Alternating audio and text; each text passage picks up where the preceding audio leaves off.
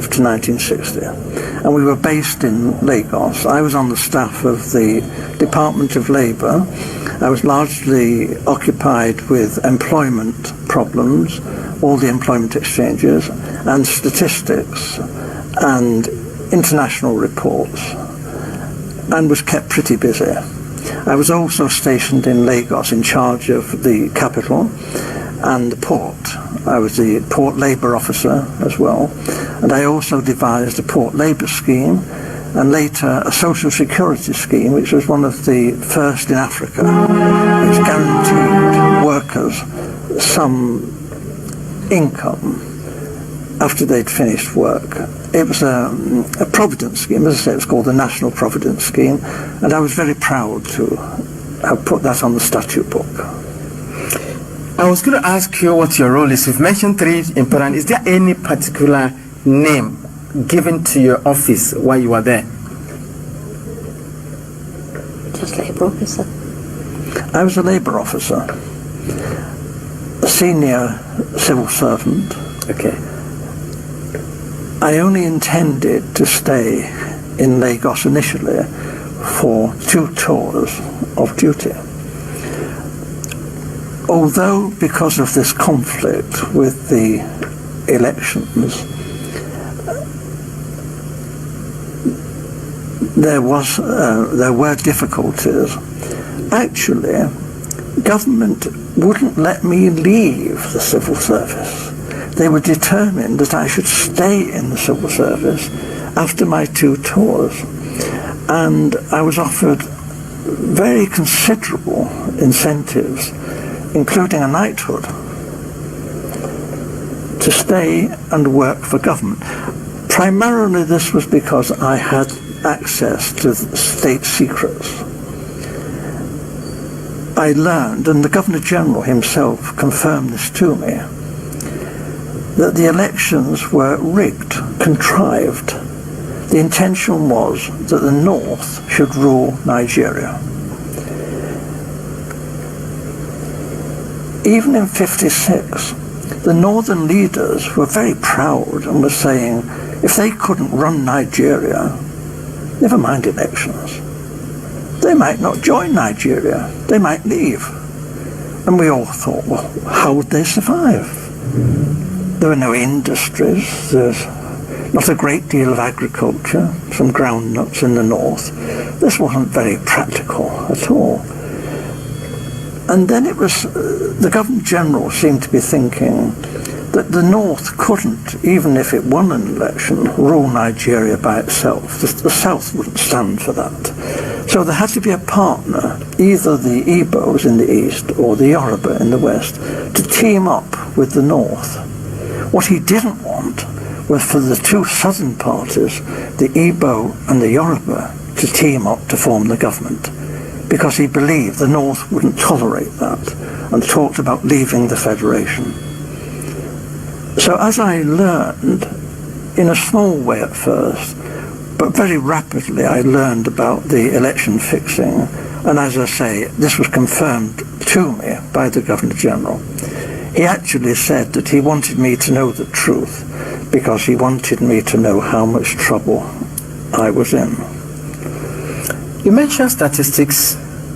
You were collecting figures. Yes. Is that for labor and unemployed people only, or general? Primarily, but obviously my interest was in the population of Nigeria. Yes, and Awolowo, the Yoruba leader of the action group, yep, and Chief Enaharo, they too, other people were saying, where are all these millions of people in the north? Where are they? We're going up there to campaign. We want to know, And you see all these, thousands of miles of not very developed countryside, and yet the northerners are claiming that their voting registration figures are larger than in the south, larger, far more people up there. Well, actually, if you went through the Igbo land, Enugu and that, you saw lots and lots of people. If you went to Ibadan, again, Ibadan teeming, with millions of people. But we didn't actually see many Northerners, and obviously not many Northerners at that time came to Lagos. So this did arouse suspicion. Now, the Europeans, not stupid, we are watching what's going on in Nigeria, and we too are beginning to feel there's something not quite right here, that maybe the elections are not going to be as straightforward as they're meant to be. Nigeria was being described as the showcase of democracy, and it was expected that the nationalist leaders would win through. But actually, when the election results were announced by the Governor-General, before the vote was even in, he didn't vote, didn't count for that, he didn't wait for that. I have to tell you, the British were counting the votes, and the British cannot be trusted. They look after their friends. Loyalty is the big thing for the British, and we were friends with the emirs of the north. We looked on people like Inaharo and Awolowo as rather dangerous people. They might even be communists. That's ridiculous, actually. They couldn't be communists in 1,000 years. But this was a sort of thing that was being said. And we were, Europeans, were getting a bit worried about all this. It wasn't quite the honest, straightforward election that we were hoping for. Apart from Professor Anderson and Dr. Patrick Wilmot that supported your submission on the rigged election, there were other people who also served in the colonial office in your days. I mean, who opposed to this submission? Initially, I was warned of what was going on by my senior officer, a Major Bunker. I didn't know, and I knew that the Governor-General had directed me to take all the office staff of the Ministry of Labour to help Chief Okoti Igbo in politicking in Warri. And this was most irregular, and I refused to do this. Having refused an order, I knew what the drill is. You resign. I resign my post. That is the proper thing to do. What they did then was rather devious. They persuaded me to withdraw my resignation, and when I did, they sacked me. It didn't go through, but I thought this was a bit low after I'd resigned and was prepared to leave the country. This was not very nice behaviour. They later withdrew this and said that I had been of some service to the state, and actually commended me for what I had done, and said I could leave Nigeria with splendid testimonials, and we shook hands on this. And this was done with the recognition of the Deputy Governor-General, Sir Ralph Grey. And then I left Nigeria the first time and took up a job as a personnel officer, a very big job, with the Esso refinery. And then government came after me, declared that I was a traitor, and I had betrayed the British people, ought to be imprisoned, and I lost that job. And then they came to me again and said it's all been a big mistake, dreadful mistake. I'm a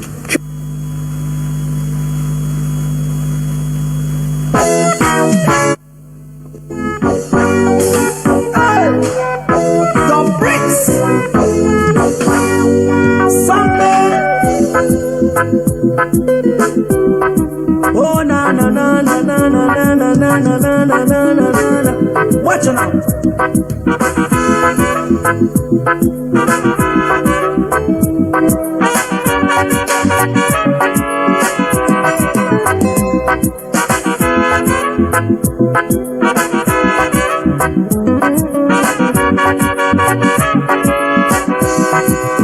Watch me far away, see me far away, Shabada.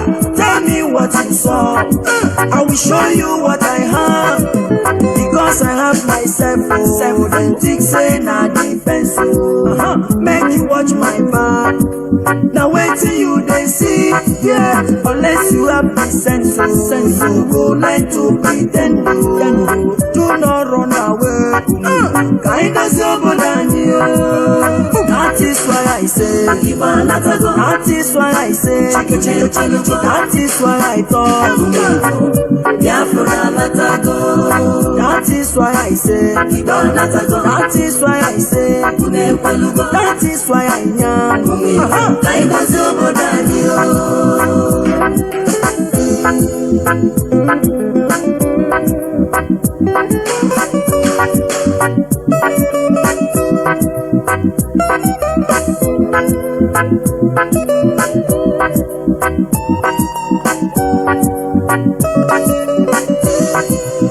Ohaneze Ndigo, how na day? I don't come to speak my mind.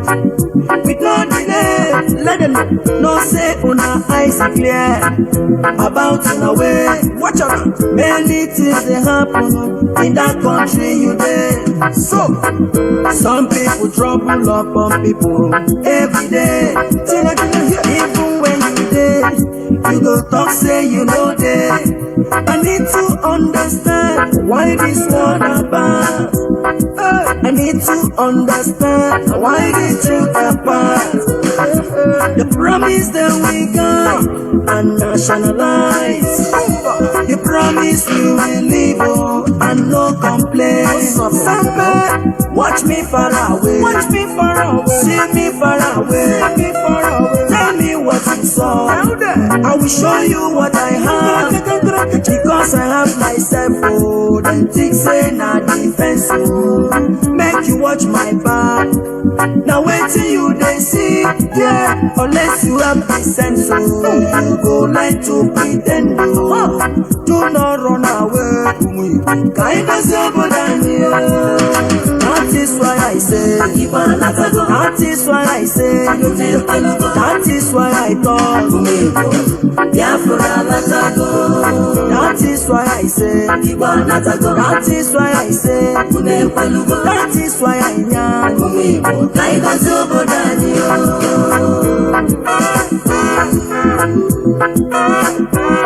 Samada, cha cha cha, cake and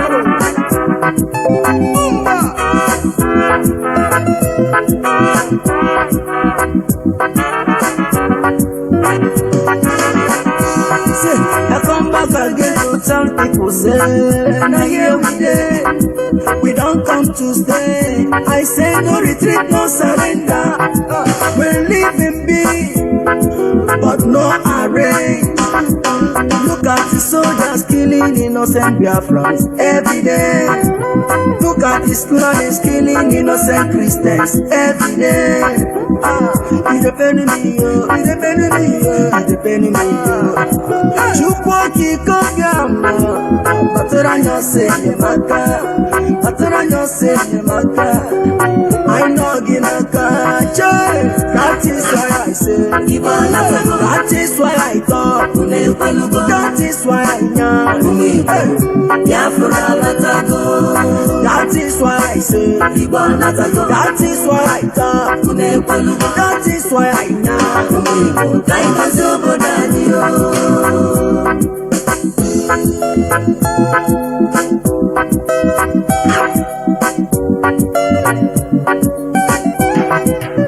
Mazi Nnamdi Kanu, Mohammadike Umu Biafran nile, ayisigi gabaniru, onyaka ya tocha, weli feneme, onye naya netuno yine, chuku kwa mawaja.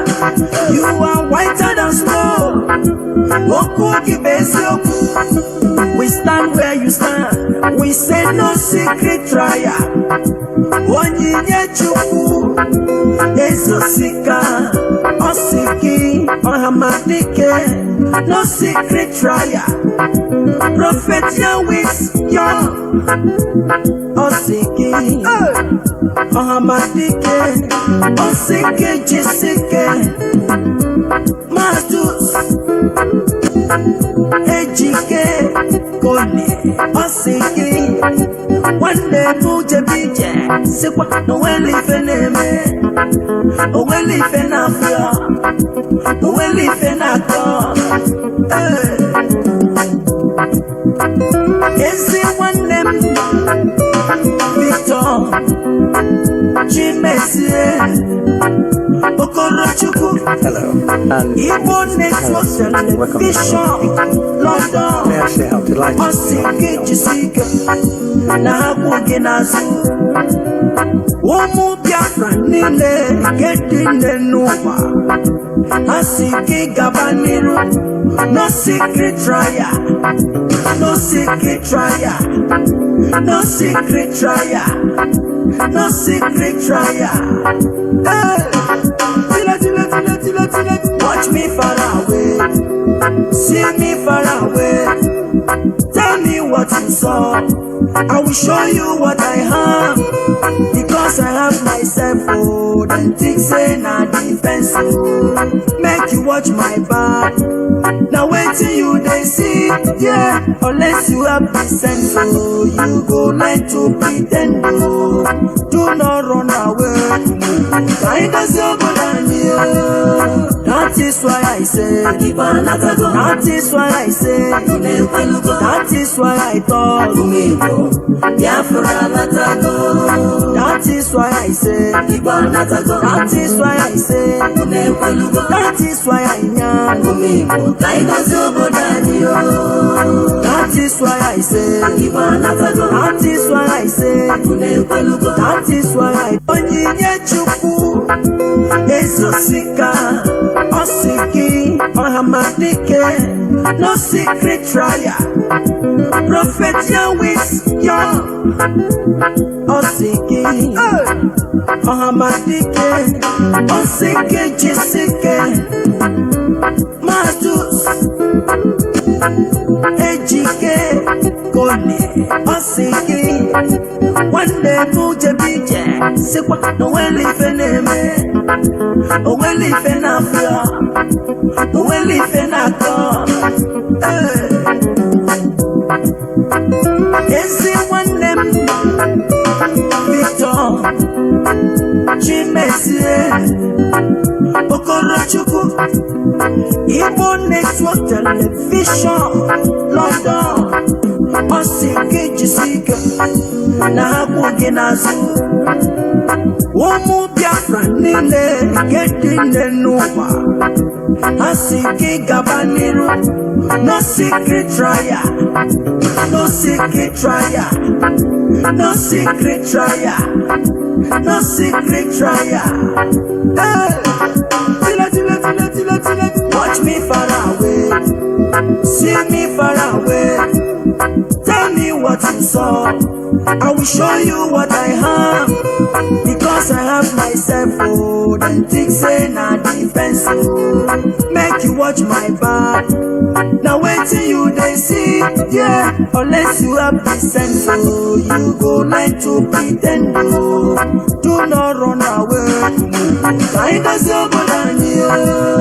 That is why I say, that is why I say, that is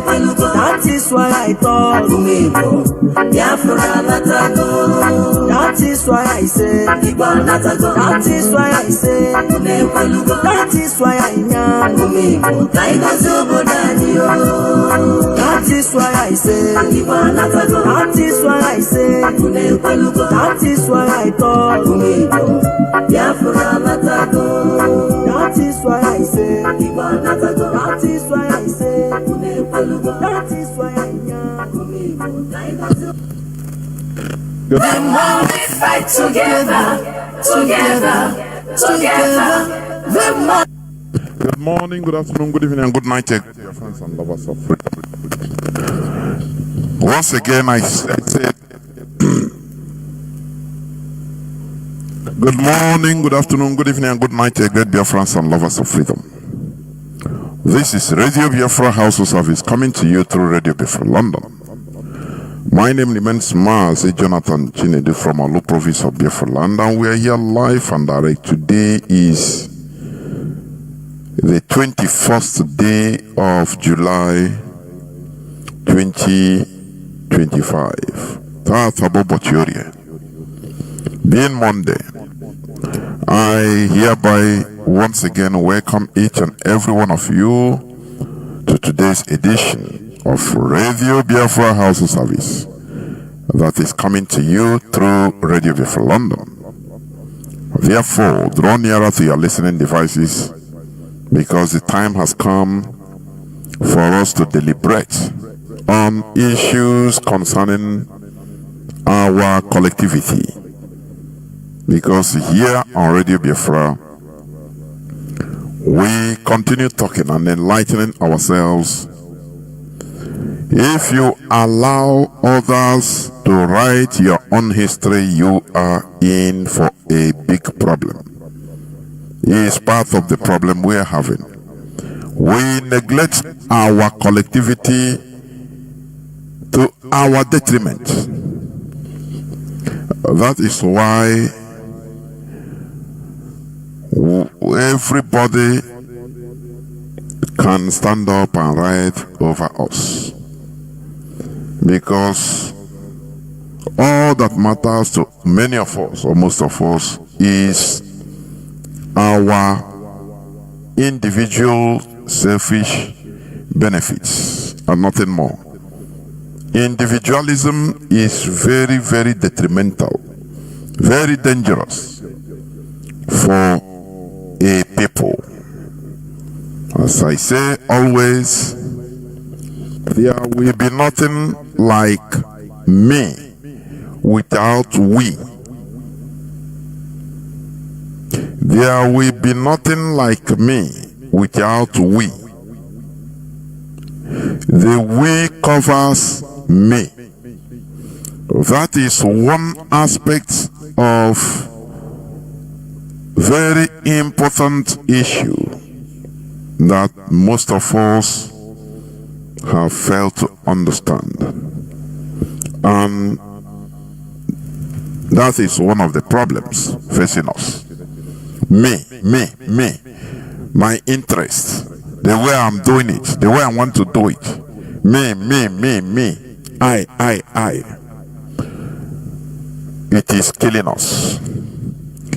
There is something I saw on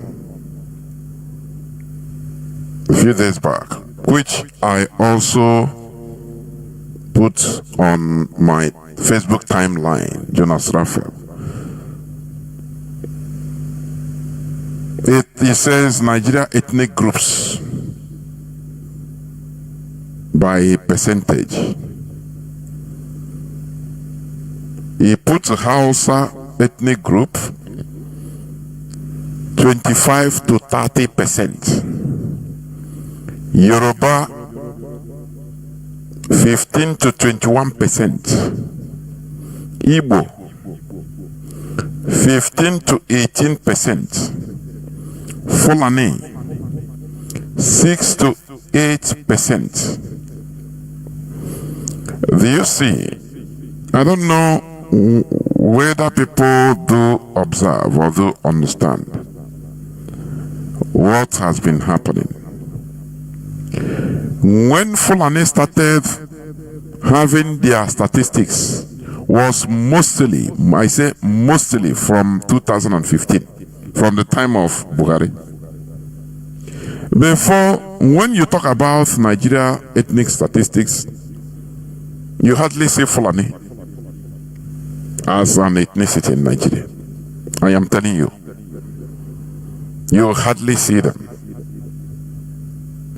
You know, before, as parasites, as leeches, they tie themselves to the Hausa and calling themselves a Hausa Fulani. But today, the Hausa have disentangled them.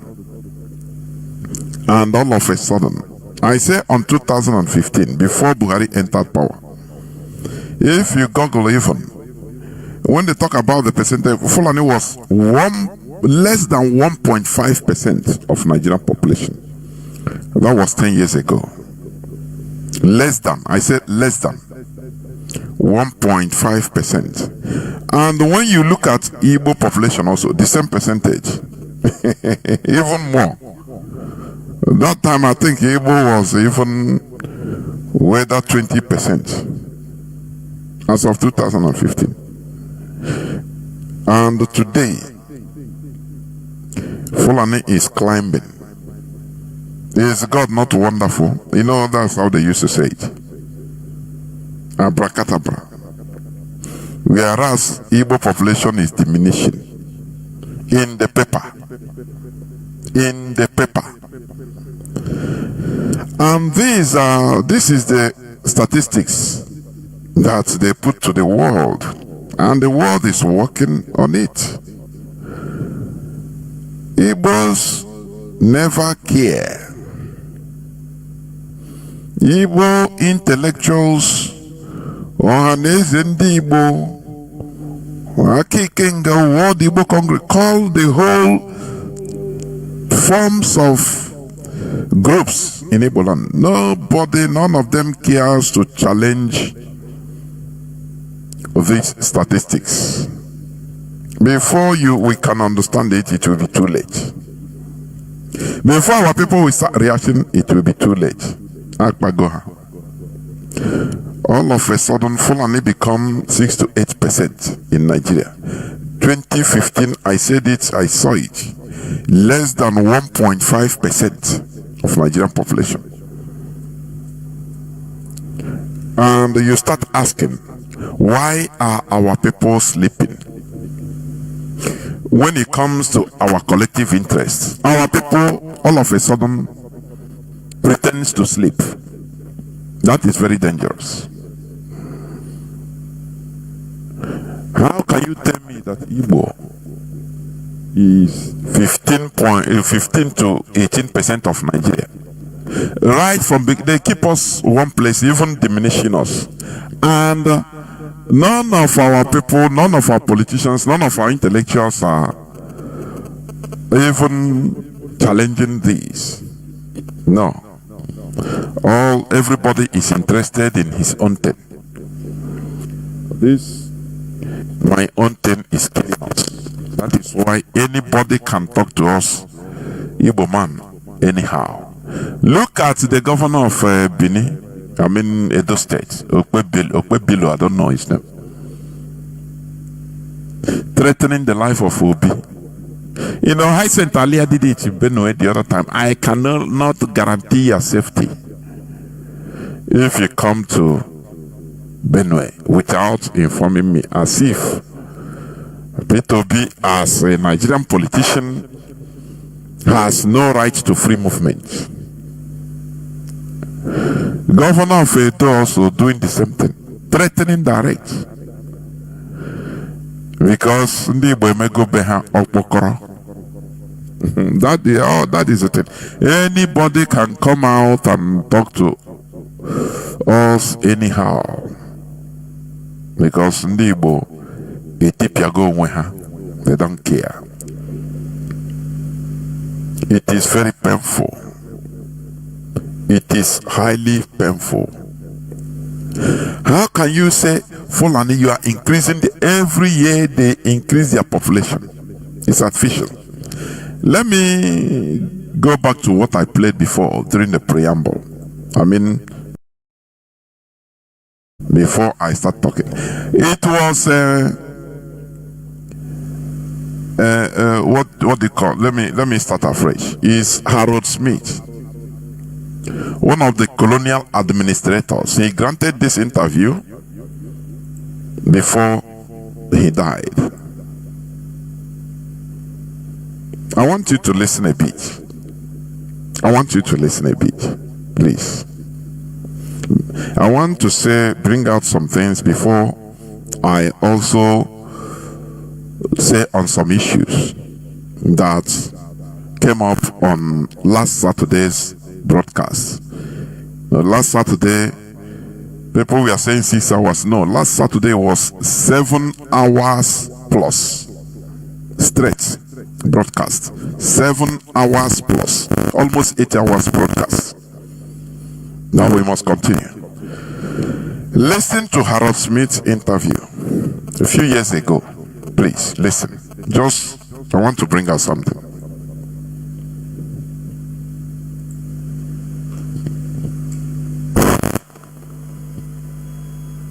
whom he met while they were both.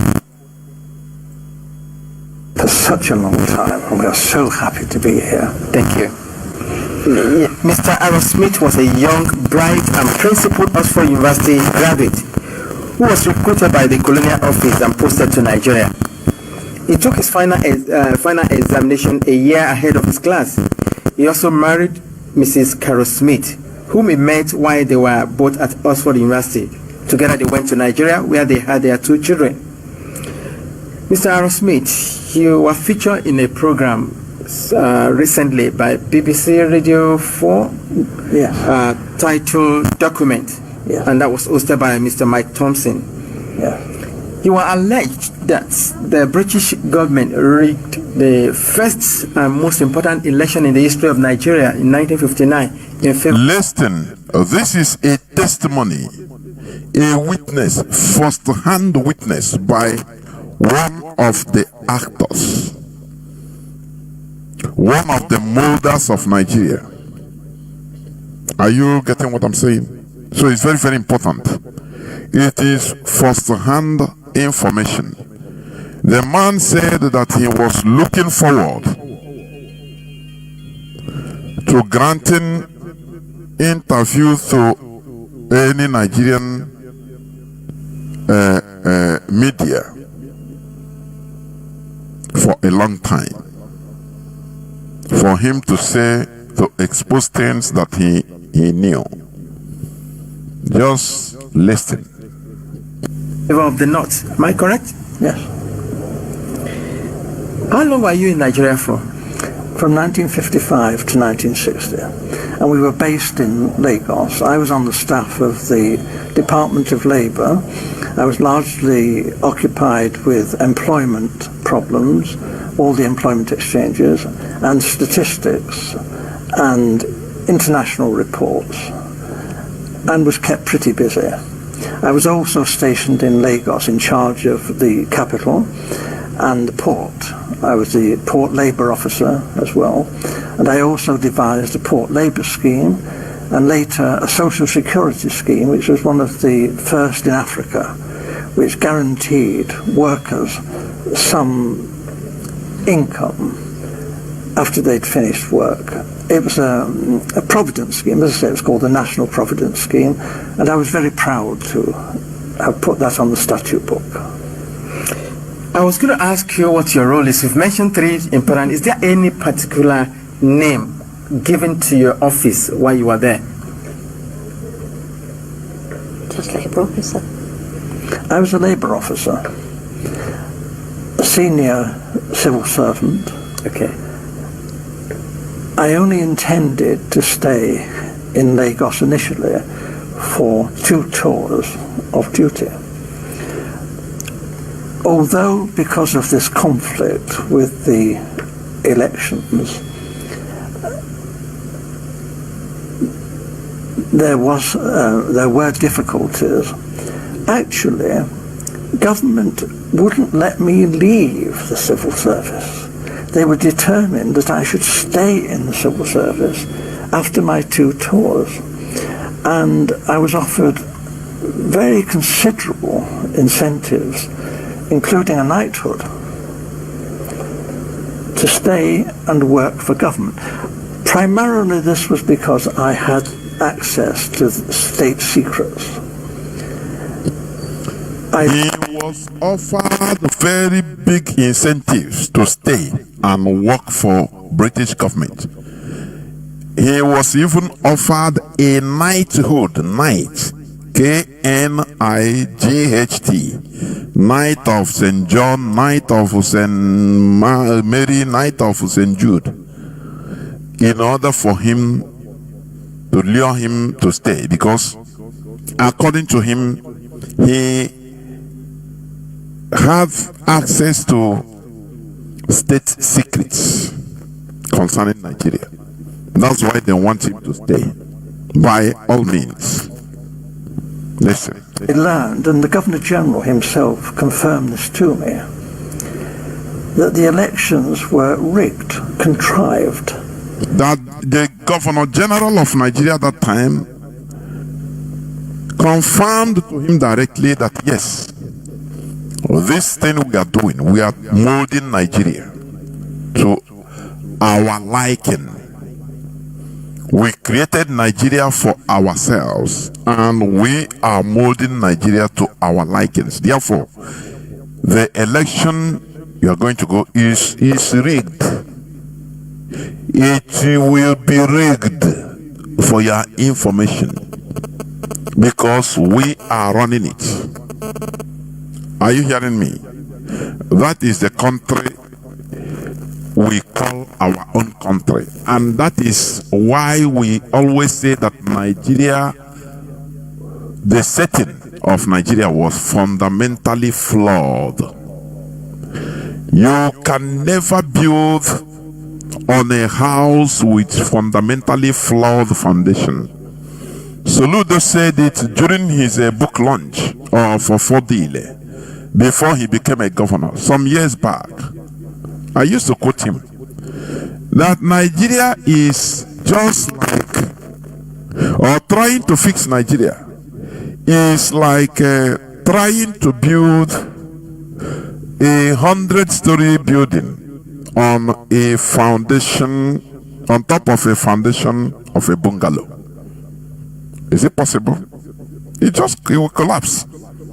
You know, Soludo said it that time as a non-politician that time, that Nigeria needs to be discussed, renegotiated, that this Biafra agitation should never be overlooked, that some politicians, Igbo politicians, might be thinking that they will be using our quest and the struggles for their own political gains.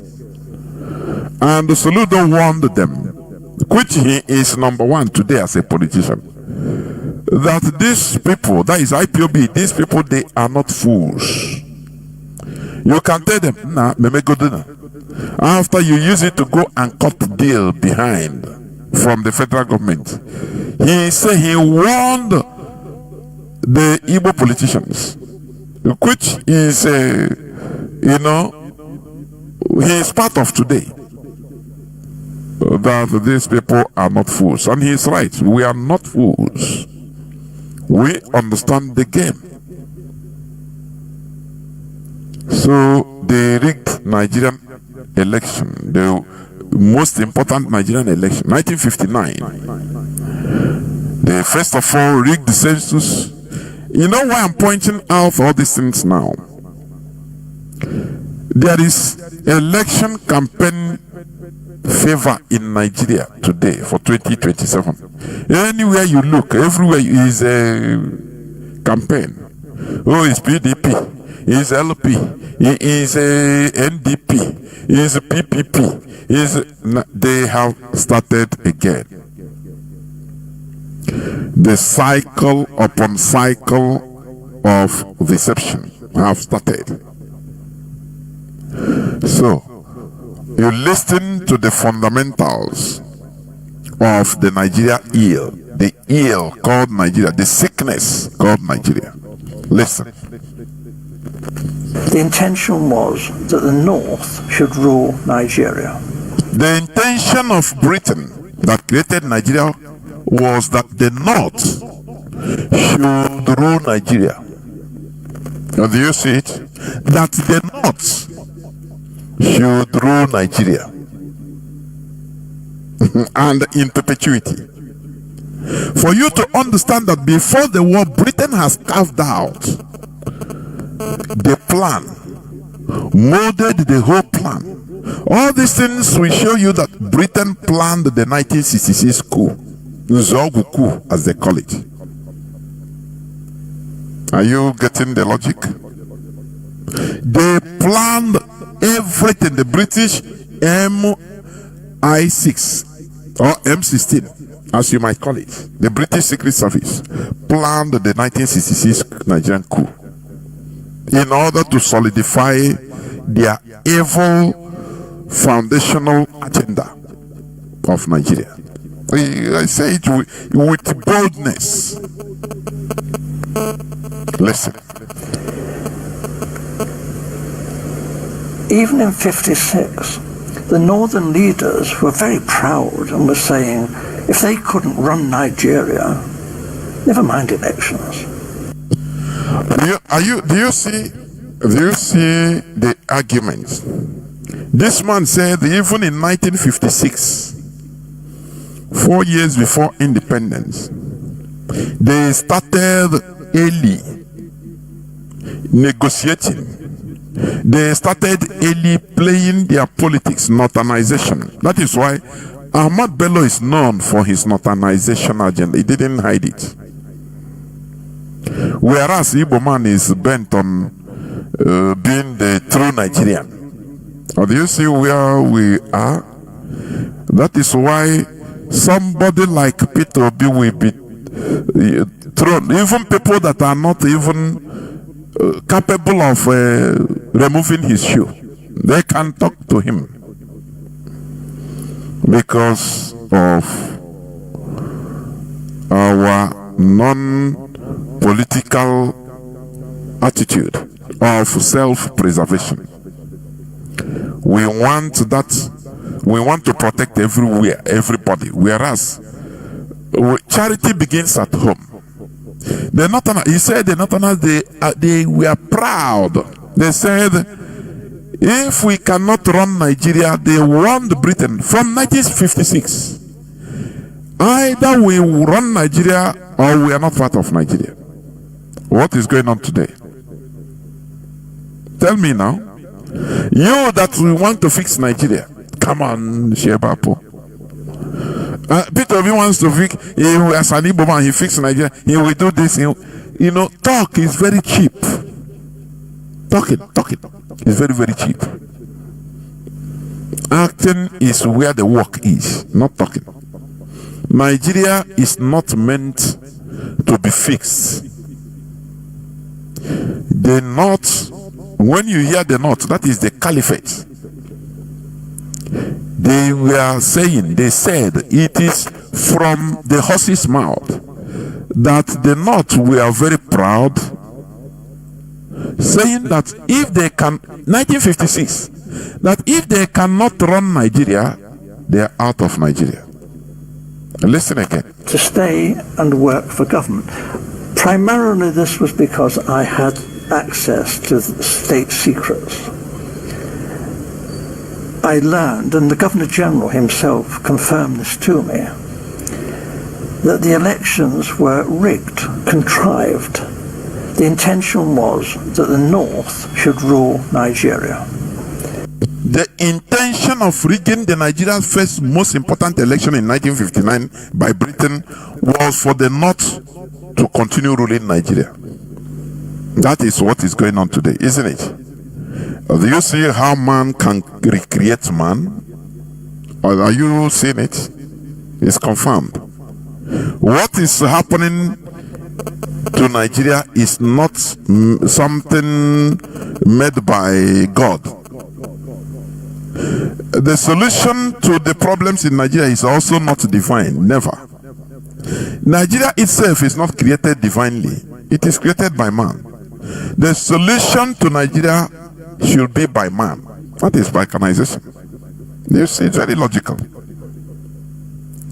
Because Britain created it to be like this. The North were proud, saying that if they cannot run Nigeria, they quit.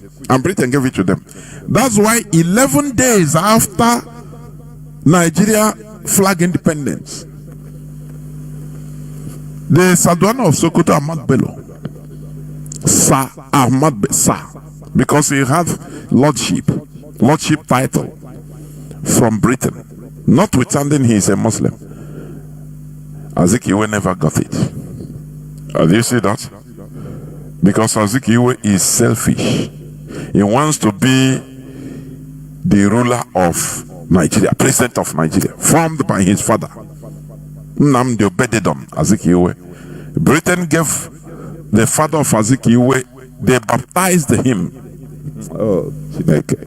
They baptized Azikiwe's father into Anglican Church, and named him Obed-Edom. Nnamdi Obed-Edom Azikiwe. His baptismal name is Obed-Edom. And I investigated the meaning of Obed-Edom. That is servant of Edom. The servant of the caliphate. That is what they named, which means Britain knew what they were doing right from Azikiwe's father, right from beginning. So, what you are seeing as the situation of Nigeria is not something that came out of a blue. It is how it was meant to be. Are you getting it today? Continue listening. Even in 56, the northern leaders were very proud and were saying if they couldn't run Nigeria, never mind elections, they might not join Nigeria, they might leave. And we all thought, well, how would they survive? No, they said then when the northern leaders, the caliphate, said that if they cannot run Nigeria, they might leave. This man now said, now the British say, they were surprised, say, how, if you leave, how are you going to survive? And I said, no. The intention is not about pitching the caliphate, no. But it is about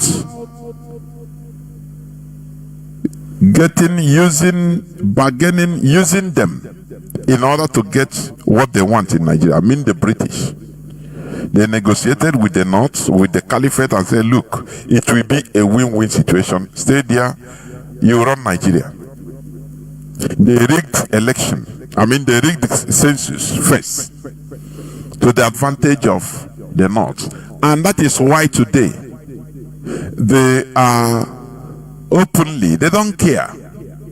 They are openly writing that Igbo remains 15 diminishing Igbo ethnic group in statistics or statistically, whereas Fulani is coming. If this trend goes unchecked, if our people continue pretending to be asleep in our, communal interest or protection of our common interests as a people, I'm telling you, in the next 10 years, officially on paper, Fulani population will be more than Igbo population. On paper, in statistical paper. It will be more than. You see that the Fulani will, in the next 10 years, Fulani will be maybe 20%. And Igbo will go back to 12%. Because our people are pretending to sleep. Everybody is trying to grab his own thing. That is what Azikiwe did and lost everything. Because his intention of being the Lord over Nigeria, that intention is, instead of going to his region, instead of first of all protecting his region, his people, politics is local. That is the reason why he lost it all. Are you hearing me? That is why Azikiwe lost it all, and today all of us are suffering it. Azikiwe, during the war, when he switched side, he called Biafra rebels, his own people. Are you getting what I'm saying? Because Azikiwe prioritized his own private gain. Azikiwe is gone. But the evil legacy he led is pursuing us. He is pursuing Igbo generations. Up to date, our people never learn. Our people never learn from history. Continue listening.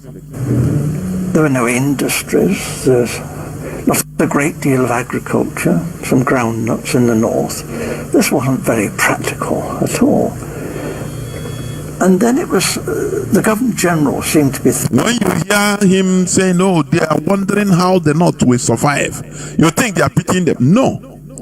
They are Britain, they are using this thing to cover up their own interests. They don't care about whether they will survive or not, but we are heading somewhere. They want these people to stay in order to achieve what they are doing today, so that they will give Britain access.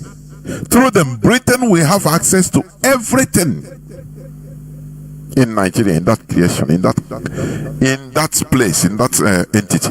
And that is what is happening today. Azikiwe didn't have eagle eye.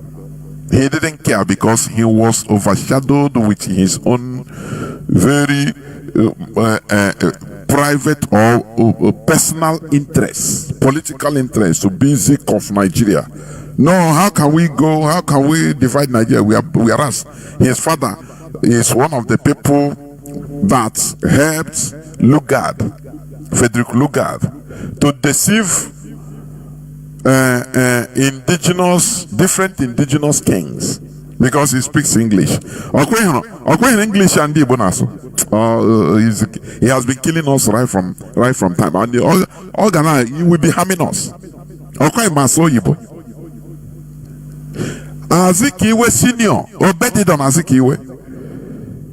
He learned English very well, and that was Lugard used him in order to deceive different kings in that entity called Nigeria, different kings, to thumbprint. He interpreted something else to them, deceiving them to sign to be one night, to become part of Nigeria.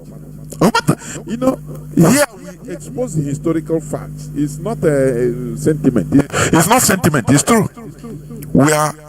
What we are suffering today as a race is part of our own making. Selfishness, I am telling you, is strongly part of our people prefer, most of us prefer selfish interests to our communal interests.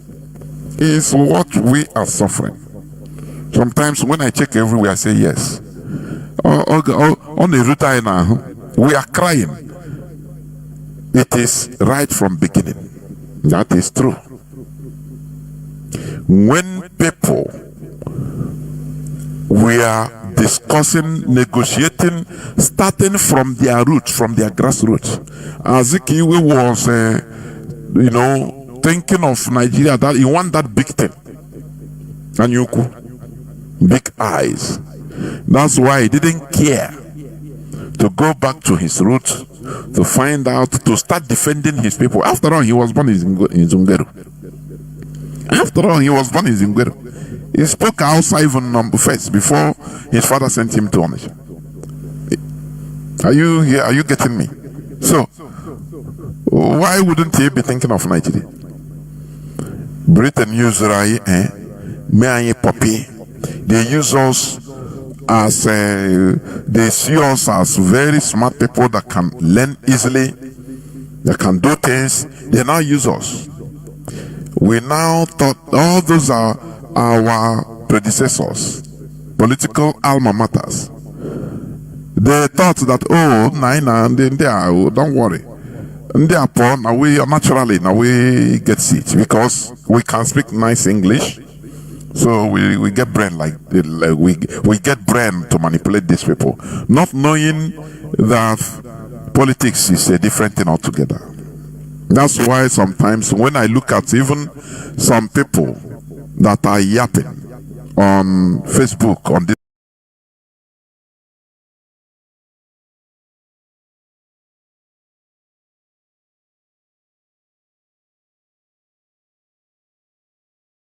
struggle.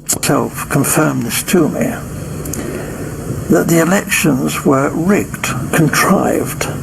The intention was that the North should rule Nigeria. Even in 56, the northern leaders were very proud and were saying if they couldn't run Nigeria, never mind elections, they might not join Nigeria, they might leave. And we all thought, well, how would they survive? There were no industries, there's not a great deal of agriculture, some groundnuts in the north. This wasn't very practical at all. And then it was, the Governor General seemed to be thinking that the North couldn't, even if it won an election, rule Nigeria by itself. The South wouldn't stand for that. So there had to be a partner, either the Igbos in the East or the Yoruba in the West, to team up with the North. What he didn't want was for the two southern parties, the Igbo and the Yoruba, to team up to form the government. Do you see what we are witnessing today? That it is something artificially done by Britain. You know, I've told you the other day, I've said it here, I said check. Can you check? Since the history of Nigeria and the elections, have you ever seen a Yoruba presidential candidate with Igbo deputy? Or vice versa, Igbo presidential candidate with Yoruba deputy? You know, many of us are not observant. You know,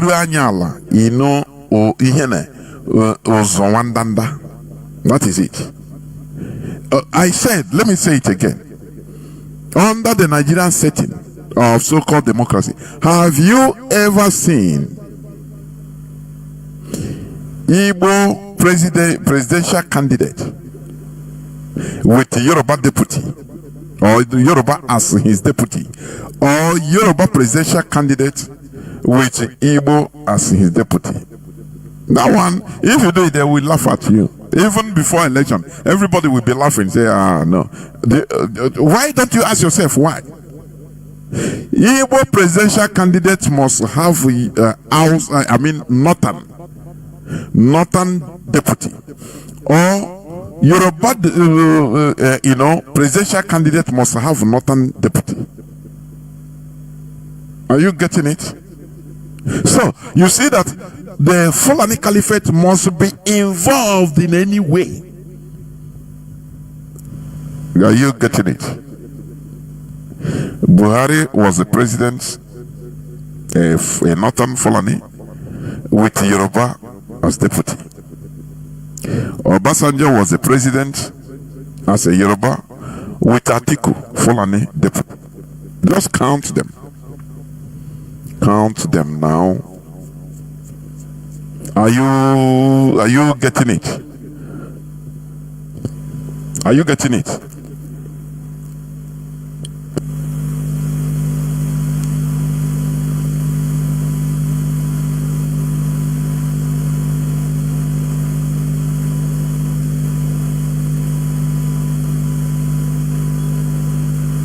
Are you getting what I'm saying? So, all these things were meant to be so. It was Britain put it in place. And that is what is going on today. When you see either a Fulani president in Nigeria, now his deputy will be, they will choose from either Igbo or Yoruba. Good Lord Jonathan, who was his deputy? Is it not? Good Lord Jonathan, who was his deputy? Is it not Yaradua? Sorry, not Yaradua, sorry. Who was his deputy? Sambo Dasuki, if I'm not mistaken. Still a northerner. You can never see, not Sambo Dasuki, sorry, Namadi Sambo Namadi, a northerner. The same thing. So you see that it is something that was artificially created, and it continues to be. That's why when you hear people or religious leaders that say, let us look for divine intervention for Nigeria case, I laugh. Looking for divine intervention, your divine is Britain. That's it. There is nothing God about Nigeria. Are you getting it? So, they made sure Britain created Nigeria in a way that he said the two southern nations of Yoruba and Igbo should never come together. The man confirmed. He said it. He said it. It's not a propaganda. And is it not what is going on today? Now, tell me, when you are praying as a Nigerian to your God, you are praying to Britain because it's your creator. I am bold to tell you. That's it, because that is the way they created Nigeria. And anything they say goes until we liberate ourselves, and that is what we are doing. That's why you need to be focused and involved. Listen. Because he believed the North wouldn't tolerate that and talked about leaving the Federation. So as I learned, in a small way at first, but very rapidly I learned about the election fixing, and as I say, this was confirmed to me by the Governor-General. He actually said that he wanted me to know the truth. The Governor-General confronted him because he saw how he was behaving, that, what is going on? The Governor-General of Nigeria before independence, who confronted him and told him that, look, I want you to know that this is our doing. Is we are manipulating Nigeria for our good. So the earlier you understand it, the better, because if you open your mouth, you know, I want you to understand the type of problem you are in. You are in a big, because you have, there are secrets you shouldn't know. When you know it, you know you are into problem, because it endangers your life. That is what this man, now the Governor-General told him, hey, all these things you are suspecting is true. I say it in you. No problem. I want you to understand the level of mess you are in. So you must continue working with us. Anything you see, don't talk. Otherwise, you are in a mess. We are creating a country that our children will benefit tomorrow. Are you getting it? Continue listening. Because he wanted me to know how much trouble I was in. You mentioned statistics.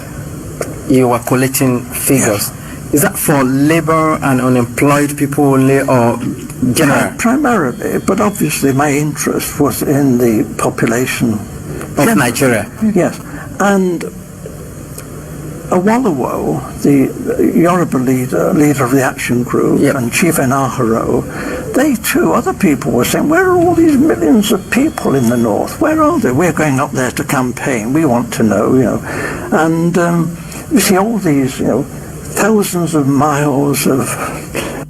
He's talking about the population rigging also by Britain. The census figure rigging. They falsify the census figures, giving the North more people than their majority. Do you know that Britain gave the North 53% permanent, 53% of senatorial seats in Nigeria? It's permanent. That's why they behave as they want. It's permanent.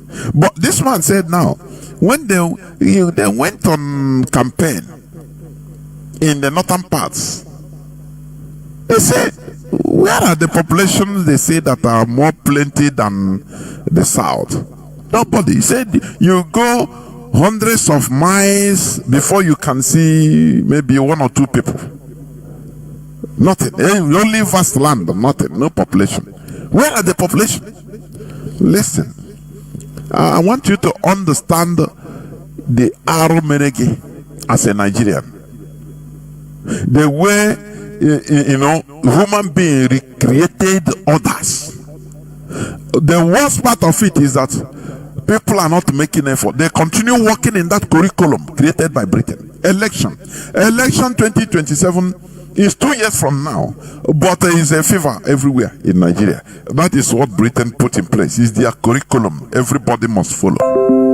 That is the channel. You know, when you create artificial waterway, like the Suez Canal, is artificial waterway.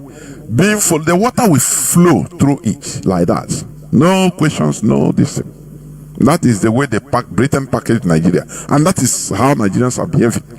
The only way that Nigerians could prove that they are equal human beings with Britain is to undo what Britain did. Think for themselves and take their own, channel their own roots. That is it. But it's not easy. It's not easy. But it's not impossible. That is what we are engaged in. That is why it is very difficult. And that is why I want to tell our people listening to me. You see, in this struggle, if you have the mindset that we all of us will destroy this IPOB, we will not. We're there here. I get a medicine. It doesn't matter. It takes a lifetime. We must get it right. That is it. The mentalities of people are different. Some of our people, when the way they reason, is smelling. The way they reason. I don't know whether it is out of ignorance or out of I don't know out of what. Is it ignorance or mischief or aral? I don't know. On Saturday I was surprised, but I kept my calm because we are interactive. We should be civil. How is somebody that says is reasoning? The man used to call here on Radio Biafra, but since our leader was rendition, that was the last time. I remember him very well. He started asking, is it out of mischief? Childish question. Our leader say the leadership should not touch finance. This is mother. Only go Obi Canada. Maybe if you look at him, maybe he has his either master's degree or PhD. If I don't know, or he's a professional in one thing or in one job or the other. But when it comes to common sense, you see that some of our people don't mind when you see them how much upon okay. But don't mind the touch mama. Don't mind. Don't look at them. I don't look at our people like that again. Never. I don't look at their physical this. Never. What I look is the upstairs. If I may digress and analyze, imagine that, for example, in a family, maybe the son, the first son, maybe a family of, let's say, family of father, mother, with other children, maybe a family of 6 children, 7 children. The mother and father makes 9 or 10, 8 children. Now, the father has a money, some fund, which only he revealed to his first son. The first son knows where that money is. I want you to understand what I'm saying. The first son knows where the money is, but the father trusts him and told him, look, he tell him, under no circumstance will you touch this money, please. Don't ever touch this money. Okay. And maybe as they continue, the father travels to a far place. no telephone, no communication. He couldn't be reachable. They were progressing as a family. There is money for food, everything, no problem. But maybe the mother becomes seriously sick that needs serious medical attention. It's a question of life and death. And the father is nowhere to be found. And the son was given instruction. When things were okay, they were together, under no circumstance will you touch this money. And the son continued. They took the mother to hospital. No money. No money to pay for her medical services. And the woman is dying. And they are requesting money. Other people think that there is no money. No money, no money. Whereas the son knows that there is where his father kept enough money. But he has instruction, don't touch it. Under no circumstance, no circumstance will you touch this money. Now I want people to judge, to just say, is it not commonsensical for the child to save life, to use that money? If, for example, the son leaves that money without touching it, and after the mother dies, if the father comes, tell me, is he going to shake the son and say, you obey my command, you are good, you are good? What do you think he will do? He will kill the son. He say, you are stupid. But daddy, you told me, no, don't go near the money. He said, don't you have common sense? Do you see that? Mazi Nnamdi Kanu, I think 2017 did the same thing in Germany. The video, we have to bring out the video, Biafrans, please. Where he chided, he removed is it Bremen in Germany, a unit coordinator for withholding money meant for IPOB, waiting for Mazi Nnamdi Kanu to come out from the first problem. He saying he cannot release anything. On video, Mazi Nnamdi Kanu asked why. No, I didn't see you, so I have to be. I'm an obedient, loyal servant. I have to keep the money until you come out. When you do look at him, he gave him one kind look, the meaning look. That look means you are stupid. That is the meaning of that look. When you do ask him, if you withhold this money pending my coming out, now how do you want this organization to go on when you seize the money? The same way as the example I was giving, the father will come and met his wife dead. Why did she die? There was no money to pay for her medical services. Whereas the son knows where his money, plenty money is, that could save the wife. Do you think the husband, the father will come and shake the son and say, nah, hey, you obey my command, you're a good guy, you are my best. Immediately, immediately. I'm telling you. That's what the father will do. He will kill them. If possible, he will kill the child. Because there is something common sense. Common sense is not common. Common sense, it is not common. That is what I see. Sometimes I start asking, when people talk in this struggle, I start questioning the rationality of some Igbo people. I'm telling you, some Biafrans. So whether how their brain is functioning. IPOB, something happened to our leader.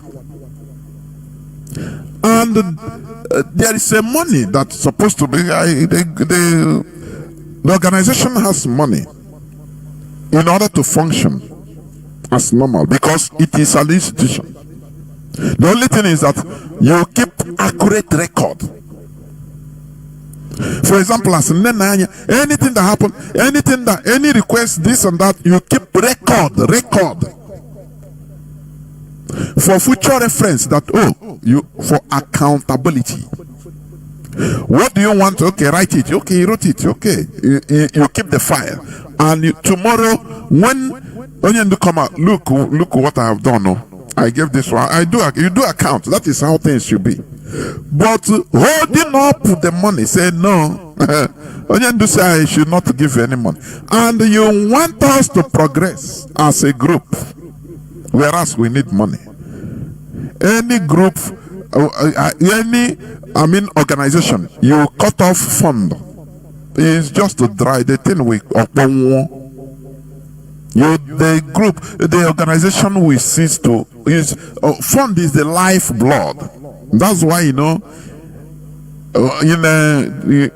different contexts, that's why America they give sanction. They sanction countries in order to cut off their funding or minimize their funding.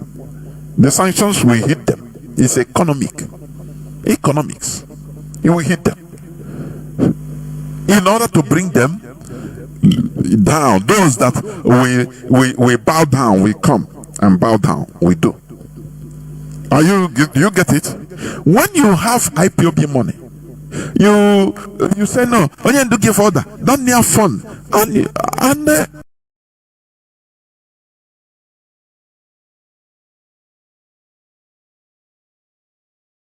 do you get it? When you have IPOB money, you say no. I don't know. When had it been they move a bit, they had the patience a bit, redemption would have come. But they said no, he can't go on your own. He can't go on your own. The people that came to redeem them, they don't see them again to redeem. Where are these people? Where are these people? Some Catalonian officials, they revealed that they have to wait for Biafra, thinking that people now, there is something happening inside. People will rise up again. They waited for Biafra after the war till 1978. They were trying to keep Biafra alive, even by forming Biafra team in Spain, waiting for the people to come up. All of a sudden, wow. All of us want to die. Whereas South Sudan fought for 39 good years.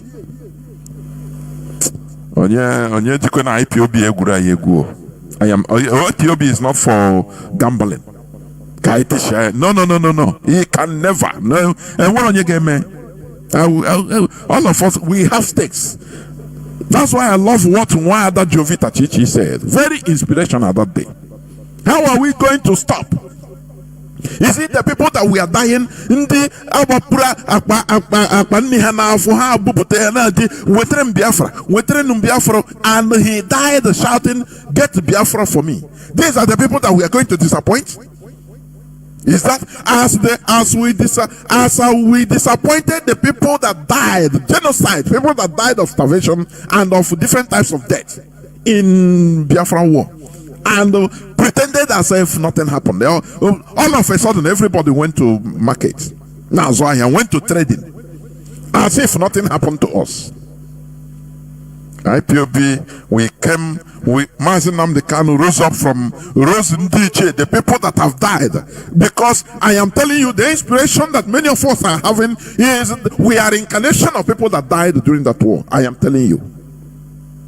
So, somebody to come to destroy this IPOB, they never bomb that person.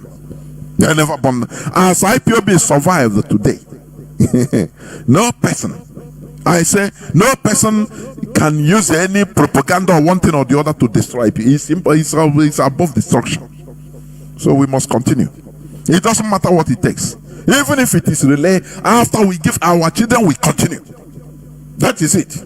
But to say to stop, go back to trading again.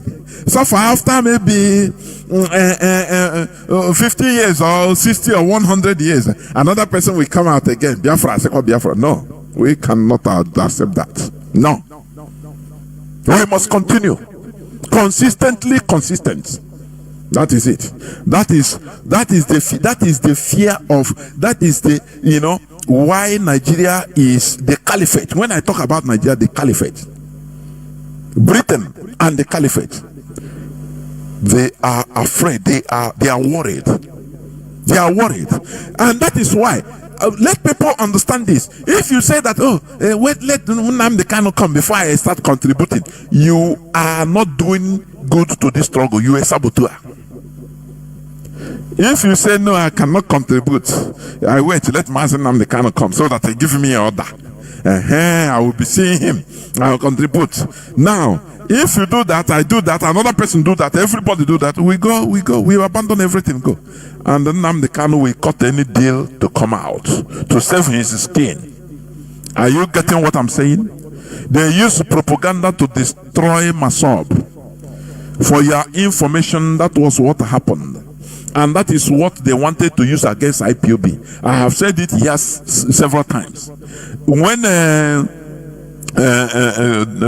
head of Masob was jailed, they infiltrated the rank and file of Masob because they had gone. They said, now waiting with the wait. Use what you have to get what you want. Do you see that?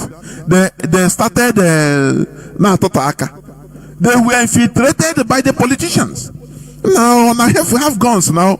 Come protect us now. Come do some. They started hiring them to do thuggery for politicians, and that's how they destroyed the ranks. Once they started touching money, politicians give them money, or they go kidnap and get money. Finish. I know come water for myself. I said, "I have to go down here. Oh, mentality on Now the same people the same Nigerian government that infiltrated the rank and file of Masob to start deviate their mind. Now they went to jail and confronted Owaziri, say, you will die here for nothing, no?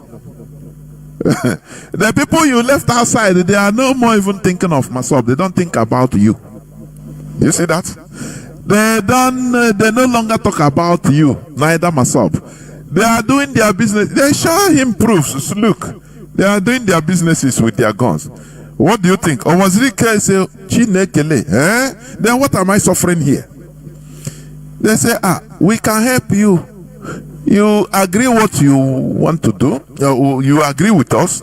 You come out. You live big. We are not telling you not to do Masob, not to do Biafra, but you will be doing it in our own terms. Even we'll be supporting you. Anytime you organize your people so that anytime we have election, any politician can hire and give you money, pay you money. He said, the thing was, instead of him to lose everything, I beg, not true. He come out and continue doing Biafra till today, the same way as you know it. Biafra.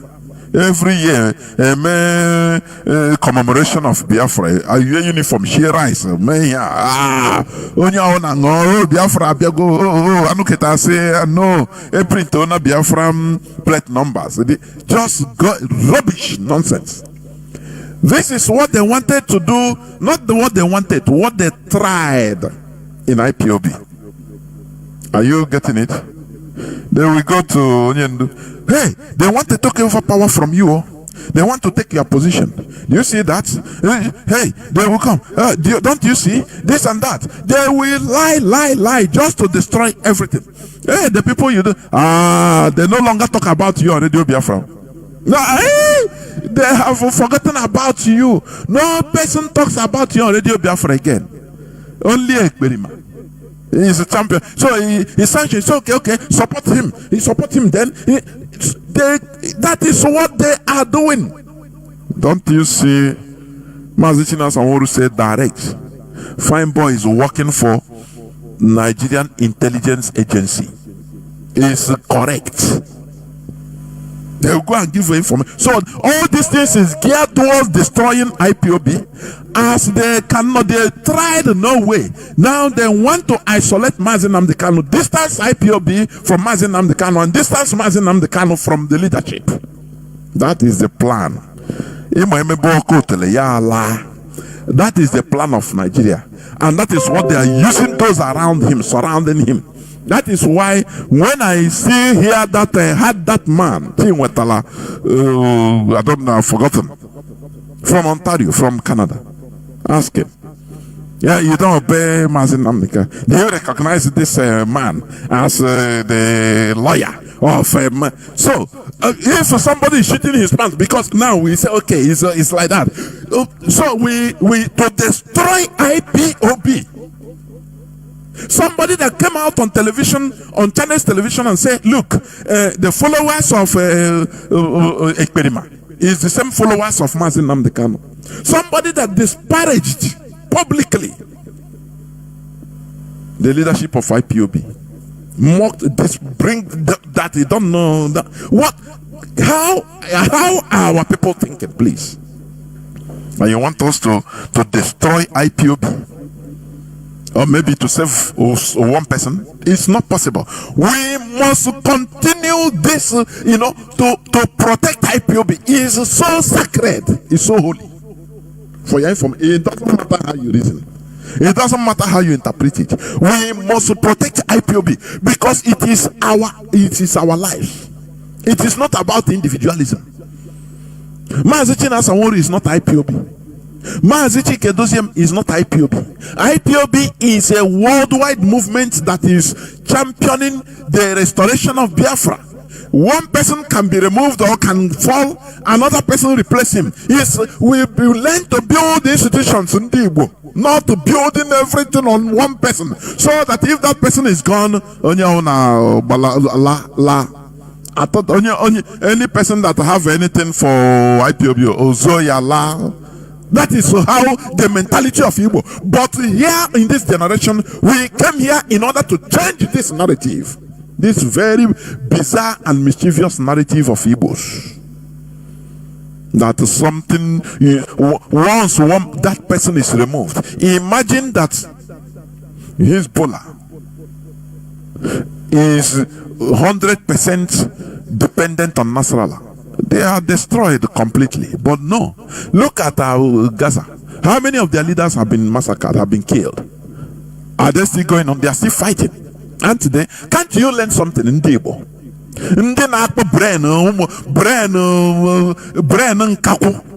Can't you learn something? That we are all just little cells, each and every one of us. We are little cells that compose of a body. That is it. Everybody will be playing as it is. He will be playing his own role for the construction or for the upkeep of the body, so that the body will not be destroyed. Cells can die, but the body continues living. That is how the ideology IPOB brought. Are you hearing me? That is it. So all the politics they are playing, we know, we are on top of it. The only thing is that be strong. I would win on my totogarai.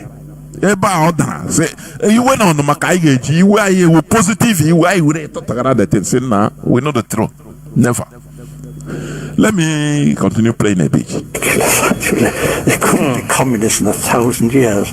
But this was the sort of thing that was being said. And we were Europeans, we're getting a bit worried about all this. It wasn't quite the honest, straightforward election that we were hoping for. Apart from Professor Anderson and Dr. Patrick Wilmot that supported your submission on the rigged election, there were other people who also served in the colonial office. Let me leave it here for now. Let me leave it here. You've had it. You've had it from the horse's mouth about the Nigeria you are protecting. Are you hearing me? You've had it about the Nigeria you call your country. People built it. I mean, human beings organize and build it for their own interest, not for you, not for me. but for their breed and build it for themselves. That is why the Fulani is on the rampage everywhere in Nigeria, and nothing is happening. They don't even arrest them. They arrest them, they release them.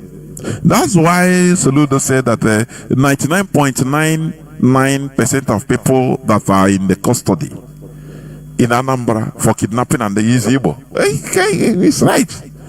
Because they cannot, they are not allowed to arrest the Fulani. They are warned never to arrest the Fulani. Do you see it? Do you see? Abiana logic, he can only see, yes, but these are the people. You will see the jail. See, look at, they are the ones because they are not allowed to even touch the Fulani. Talk less of arresting them. Do you see the logic? The question is, why don't you arrest the Fulani that are committing all this mayhem? That is the question. Are you hearing me? Now, before I open the lines, there is this thing I want to, this news headline. I think it has been said some time ago, and they are reiterating it because of the catastrophe. Our people, they bastardize, they know how to bastardize things. I am Acacia bastardizing here, honestly speaking.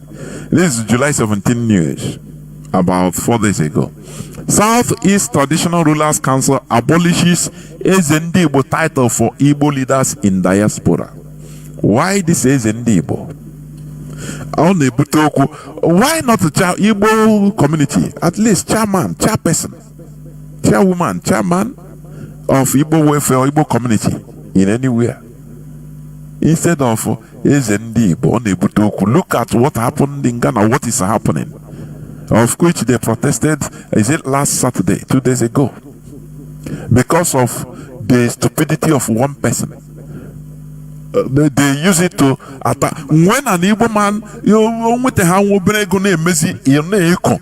he don't care about the wider repercussion. He don't care. Against his people, no, he don't care. He doesn't care at all. What matters to him, that where that ego, where control, that is the only thing that matters. That myopism is a problem to us. That myopism. And that is why the leadership of this struggle, they are taking many things into context before making decisions. You that is an individual, you are seen in a narrow way.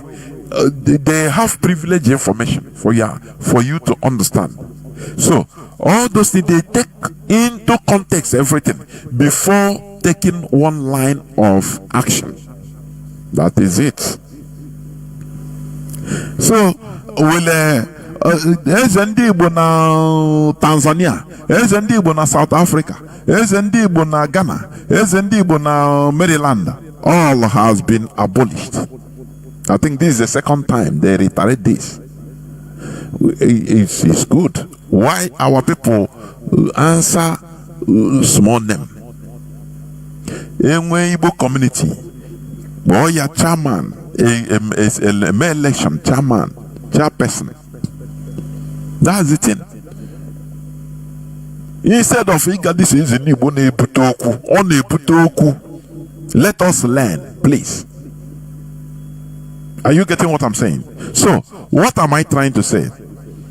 It is high time we protect this struggle. You see this struggle? It is not going to rot. You see this struggle? It is a bet between Nigerian government and Mazi Nnamdi Kanu. You don't know. They told him, we are going to destroy IPOB. That's why they are holding him. That's why I think they have postponed or adjourned the court the 10th of October. Whereas many people have been saying out of emotion. No, it's coming now. Some people don't want to tell themselves the truth. They just want to tell people what they want to hear. Do people ask Kanu and say, Okay, why all those other lawyers? Why do you remove them? I think you say once these people come, they will get him out. What? Do you see? No person asked these questions. Instead, they are trying to send their agents to bring confusion in IPOB so that people will forget about asking them questions. It's a political ploy, just like Hope Uzodimma.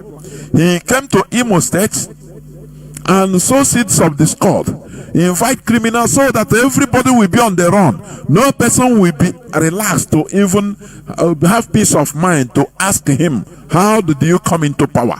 Or to continue querying him. Because it is when people have peace, now they will start asking this type of questions. He put everybody on their own. Insecurity everywhere. So people are crying. Even if it is devil that is ruling us, please let us have peace only. Now his time is finishing, the second time. He is now trying to come as a good person, maintain order, bomb all this criminal gang camp, this and that. That is how Tesha. Don't you see that? Ndibo. Very easy to deceive. Very, very easy. He's going now. Now he's talking about he's suggesting constitutional review in Nigeria. These people. Anyway, Nigerians are fools. They are fools. That's why the politicians are taking everybody for granted. IPOB is trying to raise everybody. Raise the consciousness, the pineal gland of everybody, the consciousness of everybody up, so that people will start asking questions and be acting rationally. That is why in IPOB we make you to think, have common sense. Common sense.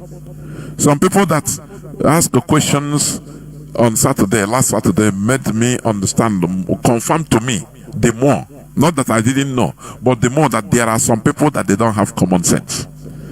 They don't have common sense. They are just there. They don't have common sense to analyze issues, to do things. So I think this is where I'm going to stop, so that I will go into a few minutes break, so that when I come back, I will open the lines. But beware of this. Let this thing sink deep into your brain, that IPOB has come to stay. Are you hearing me? IPOB has come to stay. I think Mazi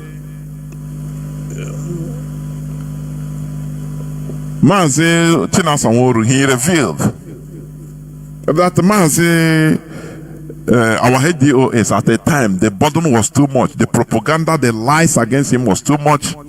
Nothing. He considered resigning. He wanted to tender a resignation letter. That is no more the head DOS. People gather and say, no, you can't, you should, can never, which means you are succumbing to the enemy, because that is what they want. They want to use propaganda to pursue the DOS so that they'll bring their own people. Okay, destroy your IPOB. Don't you know the plan? They want to use lies, propaganda, in order to destroy or to provoke the leadership, so that they will say, nah, this lie too much, nah, resign, and they go.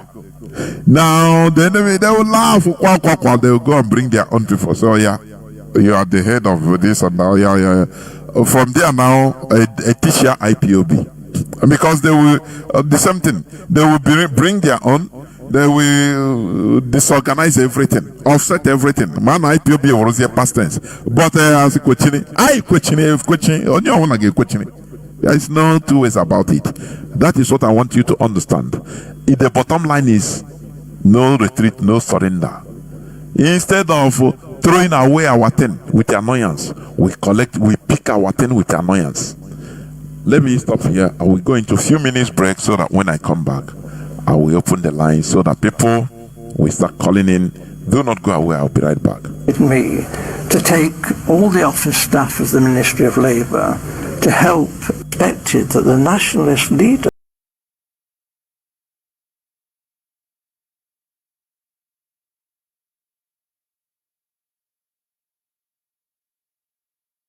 who are opposed to this submission? Initially, I was warned of what was going on by my senior officer, a Major Bunker. I didn't know, and I knew that the Governor-General had directed me to take all the office staff of the Ministry of Labour to help Chief Okoti Igbo in politicking in Warri.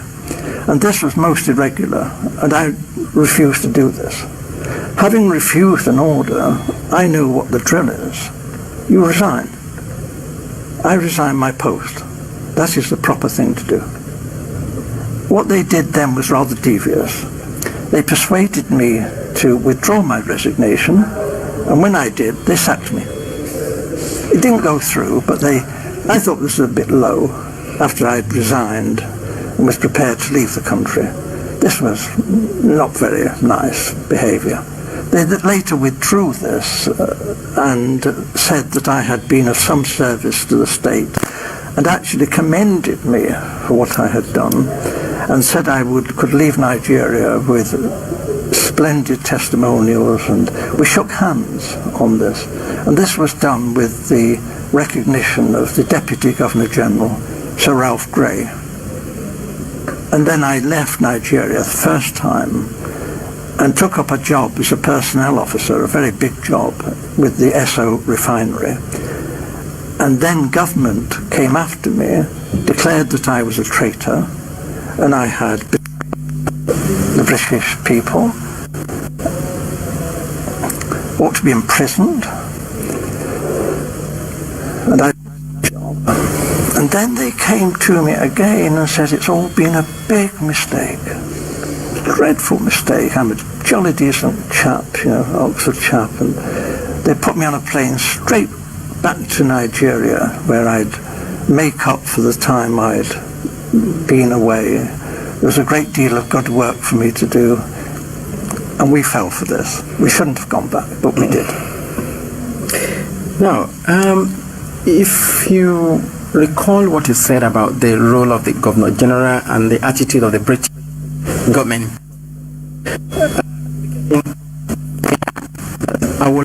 Okotebo and the lot of them from the south are dangerous. Is there a particular reason? Why the fear from the British government? Is it that they don't want to release or relinquish Nigeria? They still want to control Nigeria? They knew that the North would do as they said after independence. If it had any, the North would just, because it was their habit, they liked the British, whereas the nationalists were an unknown factor.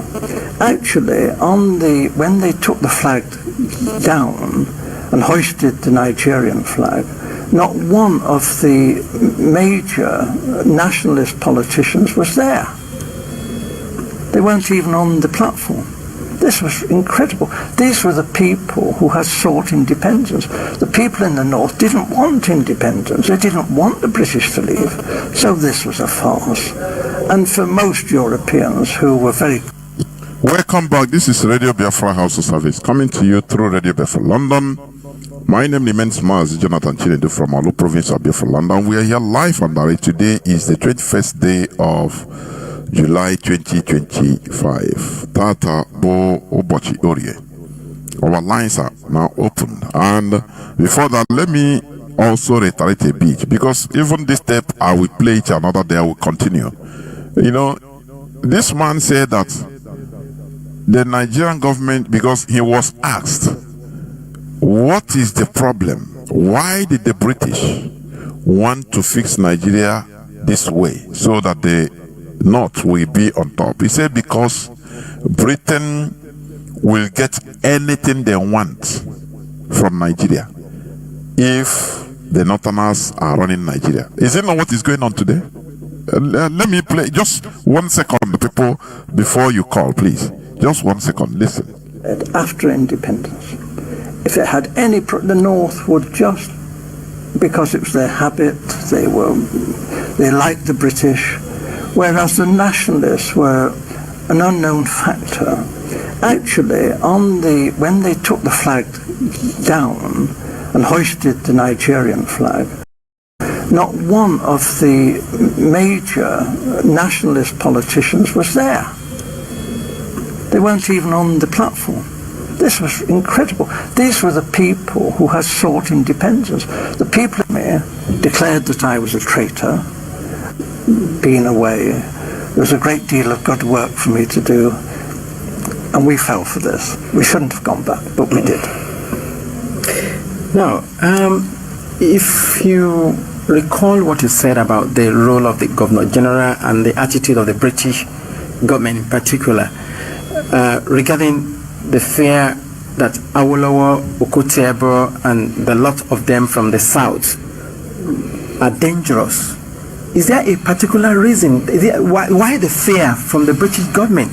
Is it that they don't want to release or relinquish Nigeria? They still want to control Nigeria? They knew that the North would do as they said after independence. If it had any, the North would just, because it was their habit, they liked the British, whereas he said the British knew that the North will do anything. That is a caliphate. We give them anything, access, do anything the British wants.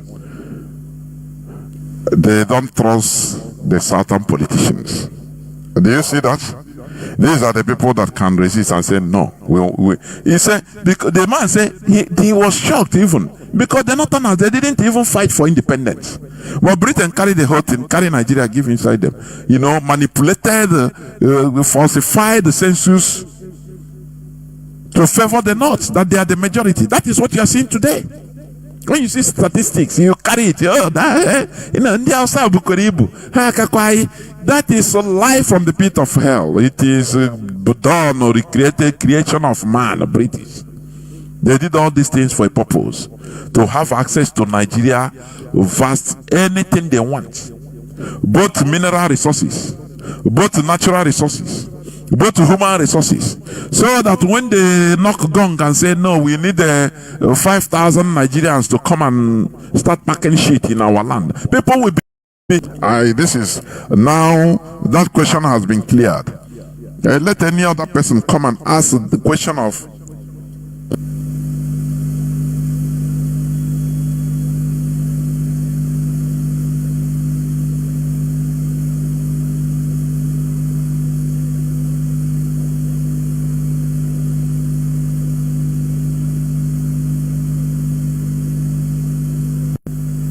I'm seeing orange color. Please, I don't know whether my voice is coming out. Let me see. All of a sudden, I see orange color, not green. All of a sudden, I see orange color, not green, and there's a sign. Let me see. So, as I said, another day. Okay, my voice is now coming out. Another day I will see somebody that will come to throw us back to what we have passed for a long time. I mean here, don't worry now. Mbonya seed. I will not even allow Mazi Chinasa to take that nonsense. Mbonya seed. Because all these things have been explained for thousands of times. So that is it. The plan of these people is to keep us rigmaroling around, beating about the bush, moving round and round, doing nothing, busy doing nothing. Our lines are now open. Our WhatsApp and Signal line is +61 405 142 547. I repeat, +61 405 142 547. Let me repeat again for the last time.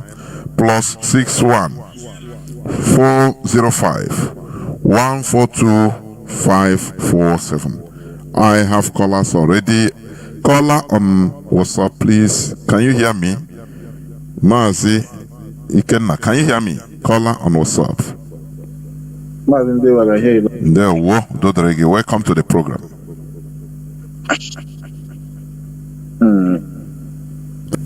It's unfortunate, but I greet our leader who have made everything possible, made us to even know where we are coming from and where we are going.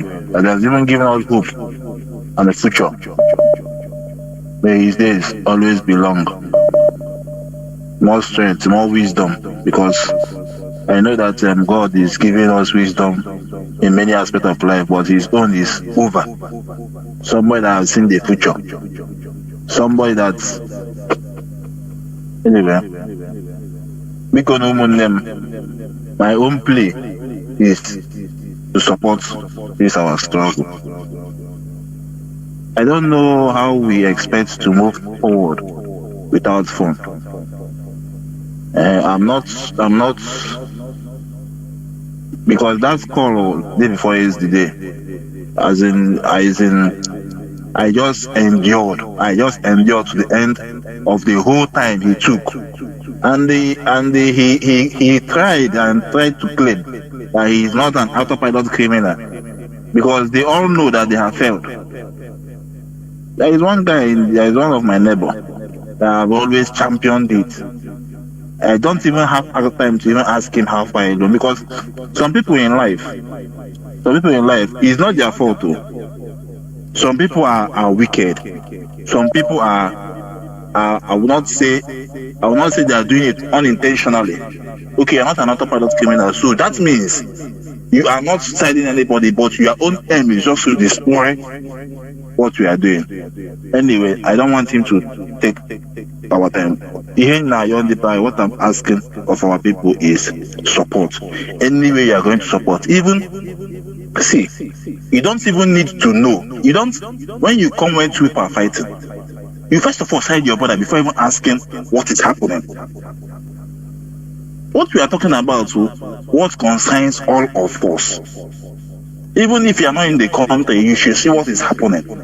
This issue of Hausa, Igbo, Yoruba saga in this Nigeria.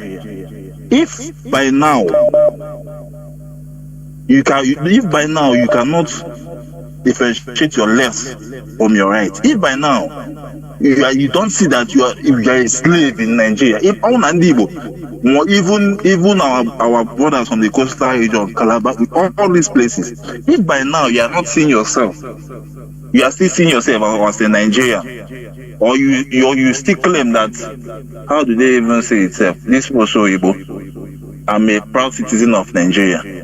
I rather be a beggar in Dubai. I rather be an outcast of some, I will not say civilized, of a little developed place, than for you to beat your chest and say that you're a citizen of Nigeria and your life is like this. No light, no nothing. If you drive motor in Nigeria, motor that you bought, that they have been driving for years, almost 200,000 mileage, you go to the Tokumbo, come to your own once or 1 month. The noise of the motor will show you that you would have lost almost all the whole nuts in the motor. And I don't know. The worst part is that you will see some people, they have traveled out of this country and still come back saying nonsense. For me, I'm tired of preaching to our people. What I'm playing now is support. Let us support. The worst part is that, okay, support 10,000 naira, 100,000 naira, 200,000, 500,000, you will not support. But when they kidnap you, you will carry 50 million naira, give to your enemy for them to buy more ammunition. But support, you will never ever do it. We could them toy, no matter any amount, just support. Just support.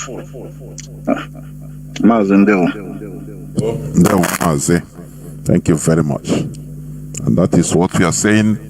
We need support. People to support what we are doing.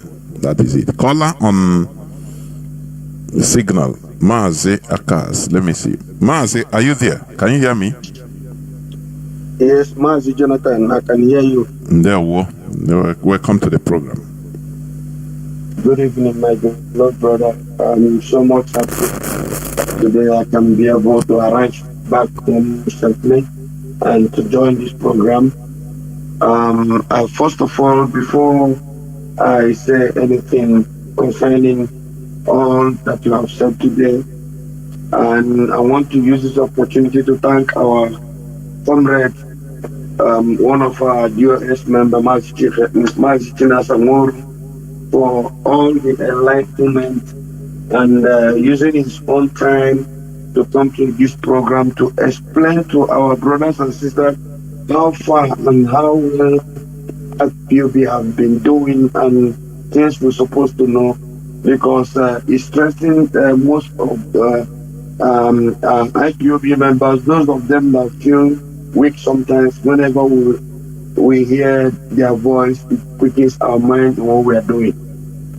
Mazi Jonathan, may Chukwukabiyama continue to bless you, my beloved brother, because you are exceptional, because this war we are fighting, this journey that we are going, it takes a mind that is very strong, a brain that can be able to articulate, to be able to fight, or to condone the mindset of our people. Sometimes the character of our people can make you to drop whatever you are doing and say, if this people want to perish, let them go and perish.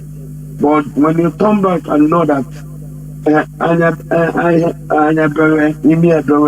you have no other choice than we used to say, that is the mantle of IPOB, and so shall it remain. Fellow Biafrans, lovers of freedom, my name is Mazi Kanu. I'm coming from Austria, and I'm serving the indigenous people of Biafra as IPOB Austria National PRO.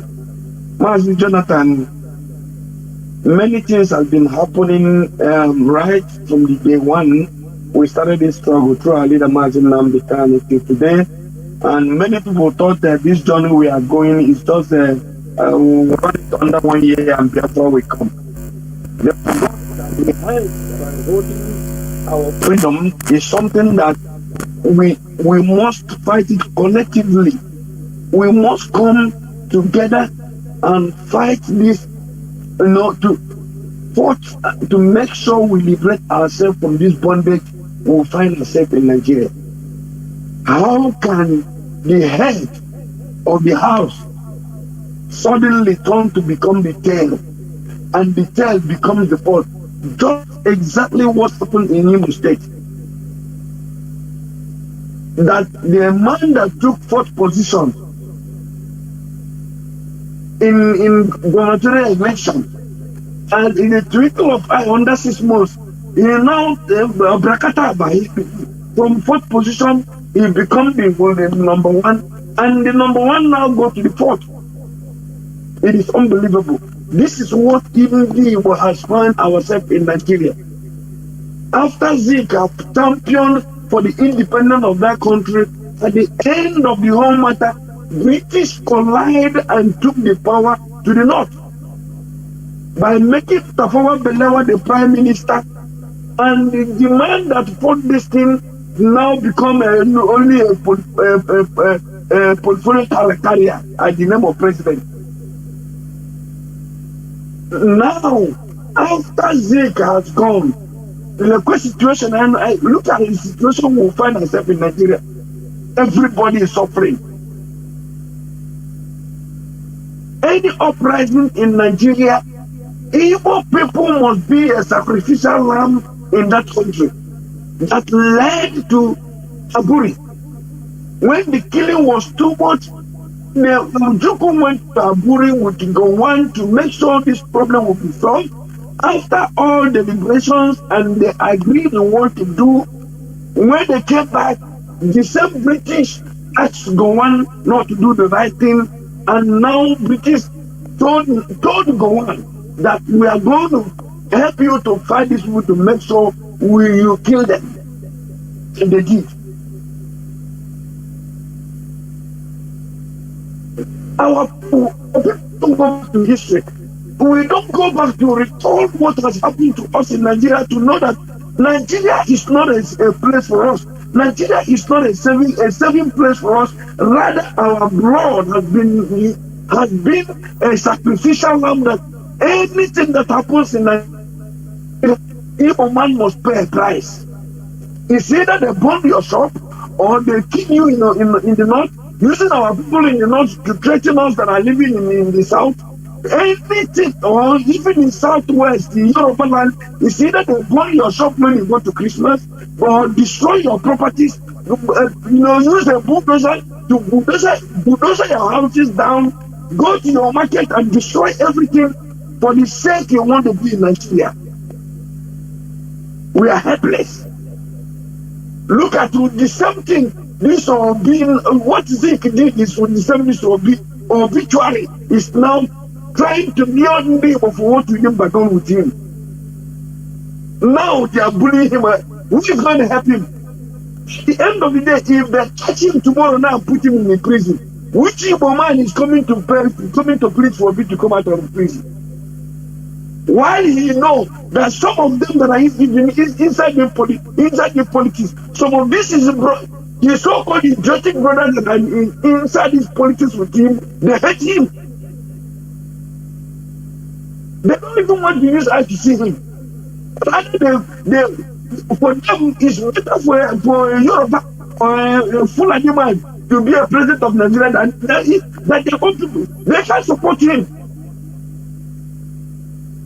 And we are asking him, if he didn't take here in this stupid 2027 election, if Nigeria will exist in time, let Obi don't put him in trouble again.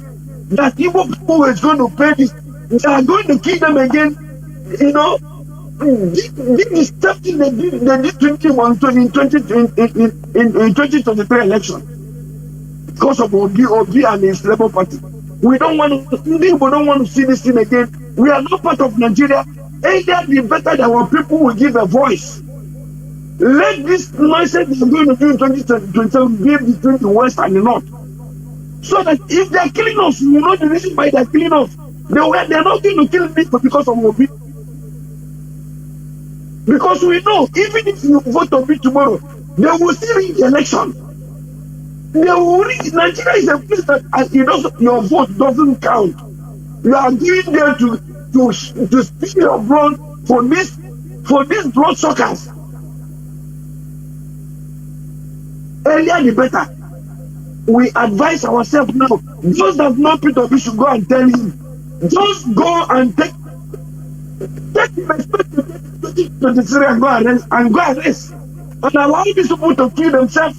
So that any of our people they touch, we can have reason to ask them, why are we killing us? Are we part of this election? Why are you burning our businesses? Why are you asking us now to go back to Ibolani? Earlier the better Obi to go and arrest and allow our people to live in peace and harmony. For him to cause another trouble for us in 2027. Mazi, I'm coming closer. I'm going to summarize. You see this thing that men at this program, they use the IPOB to cash out. We must be the one that put the chop, trying to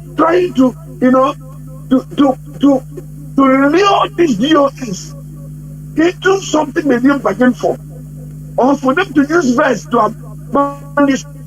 Because if this man is not sponsored, Mazi Nnamdi Kanu is in trouble. Mazi Nnamdi Kanu does not have a body. He doesn't carry the weight. The weight of Mazi Nnamdi Kanu and the power he has today to speak is IPOB. And this leadership that is put in place to make sure that day-to-day activities of IPOB is being governed by these people. He uses his mouth to say it in the presence of the whole world. In Nigerian court, when they ask him, how do you need IPOB? If DOS is not important to Mazi Nnamdi Kanu, he will not say that he needs IPOB to the activities of IPOB in the DOS. These are men and women that have fought with him.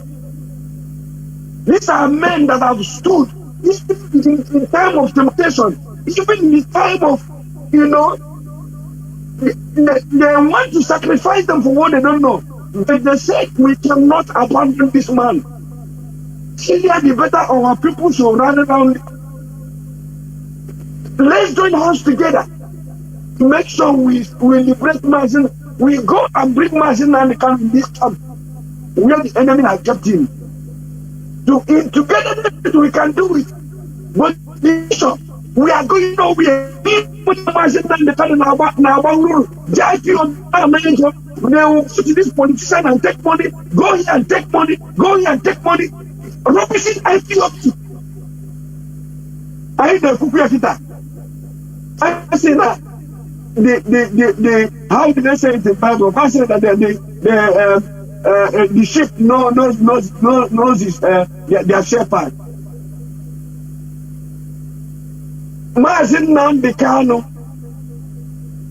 is nobody without IPOB and DOS. Whether we like it, we don't like it.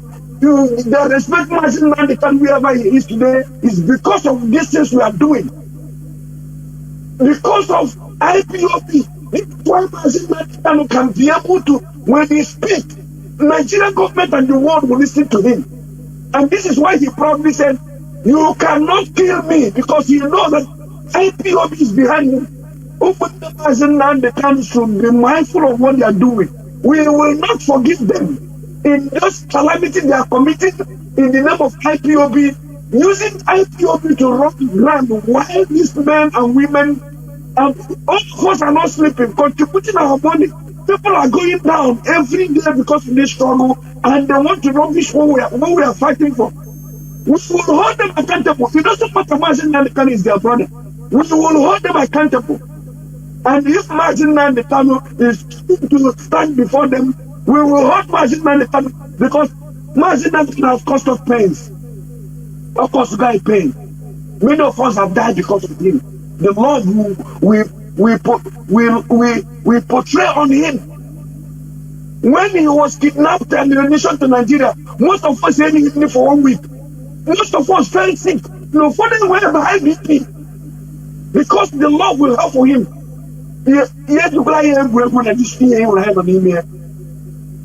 And we pray God will keep on guiding him, so that not in this predicament of on him, because they only try to lure him to make some statements at the end of the day. Hey, DOS are there. DOS is not the way Mazi Nnamdi Kanu. You want these men, after that, they know the handwriting of the world. These are men and women that are so intelligent. They make decisions. Mazi Nnamdi Kanu also concur on it. So they know when Mazi Nnamdi Kanu speaks, and when people are persuading him to speak. So Mazi Nnamdi Kanu, Potassium China, yes, IPOB, DOS, Ghana, and kill all your mothers and your fathers. Because of Mazi Nnamdi Kanu, command and control. I got 190 because Mazi Nnamdi Kanu. It is not being done. We censor whatever that comes from the supreme, where Mazi Nnamdi Kanu is. We censor it and know if it is what we are going to apply or who is not going to apply until it comes out. That's how a wise leadership rolls. Over the week, all this what we are doing today, opening offices everywhere to make sure that IPOB function the way it's supposed to be. If they are weak men, by now we wouldn't have been doing what we are doing. That should be mindful of what they are doing, and we are going to hold them accountable. Mazi, they have caused us pains. People that even today, when they want to have working, how to hit down our fear, because she supported the truth. Because she said, I will not back down where my husband stands. Mazi Jonathan Chinedu, bless you. Thank you for this opportunity. There were. Caller on WhatsApp. Can you hear me? Please go on. I can hear you, Mazi Jonathan. Hope my voice is coming out clear. It is coming out crystal clear, Mazi. Okay, there one. Yeah, I want to say something here. I cannot call that very day Mazi Nnamdi was online. My name is Chisom Ajurichukwu Ejike Wokoro. I cannot call that very day because of I'm thinking of that day very well. Uncle Jehovah. Of course. That's something that our leader used to say. Our leader has been our teacher that has taught us a lot of things. So, and we are following every of his step. Our leader taught us things that, in a way that we wrote it down, and some in our memory, and we are applying it every day and every night, and that is what are holding us up to today. Our leader came in a time, he said, one day they will come and tell you, when you people are not seeing me, that I have surrendered. I have given up. And we foolishly give up. And when we give up, they will come and kill us. Of us. Our leader have said it already, that we should not take such a thing. And those words he said are happening now, and they're expecting us to take it. That is why we cannot. Do you understand? So they have the way that they used to communicate with the leadership. It's not today, it's first time it has been in DSS stuff. 2015/2017, it was there. Do you understand? And they have the way they pass information to the leadership. Not through all this, what will I call them? All these hyenas. All these hyenas that are waiting for a lion to kill meat, they'll come and steal the meat from lion. That's what I call them. Only also show when other things to do. Now survive. Imagine their elder brother was in detention, suffering. All them has built their house by gas. When their brother came out from that detention, you will be seeing new houses. You will be seeing new houses where you are not doing any work. Are they reasonable at all? Are they reasonable at all? You are not doing anything. You are living 5-star lives. And other people do that every day. And you think that we will keep silent. Look at the young man. He's even older than somebody that is in detention. Because of Harunale. He's getting old than the person in detention. Mazi, do you know that I was speaking with a policeman 4 days ago in this zoo? The policeman told me that the work he did in Asaba, he did in Delta State, that he will not do it here.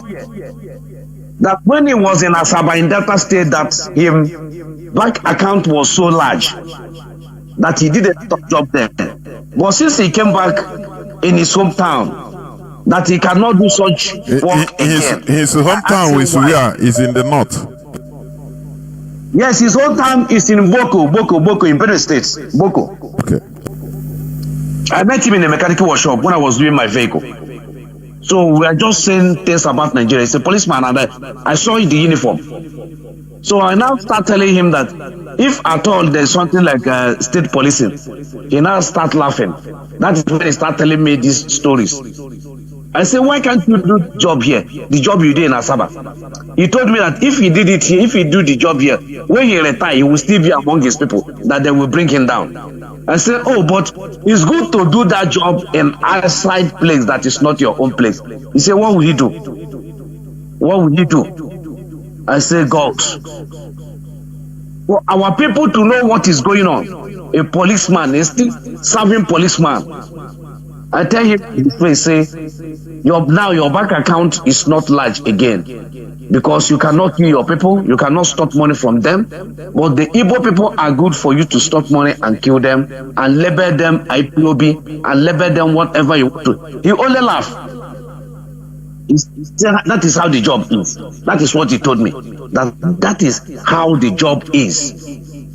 That is how the job is. And I asked him, in everything, and you know that you are a willing, do you know that you are a willing tool? He said it's not a willing tool. I say you are a willing tool, that Ahmadu Bello said it, that you use the middle belt as a willing tool.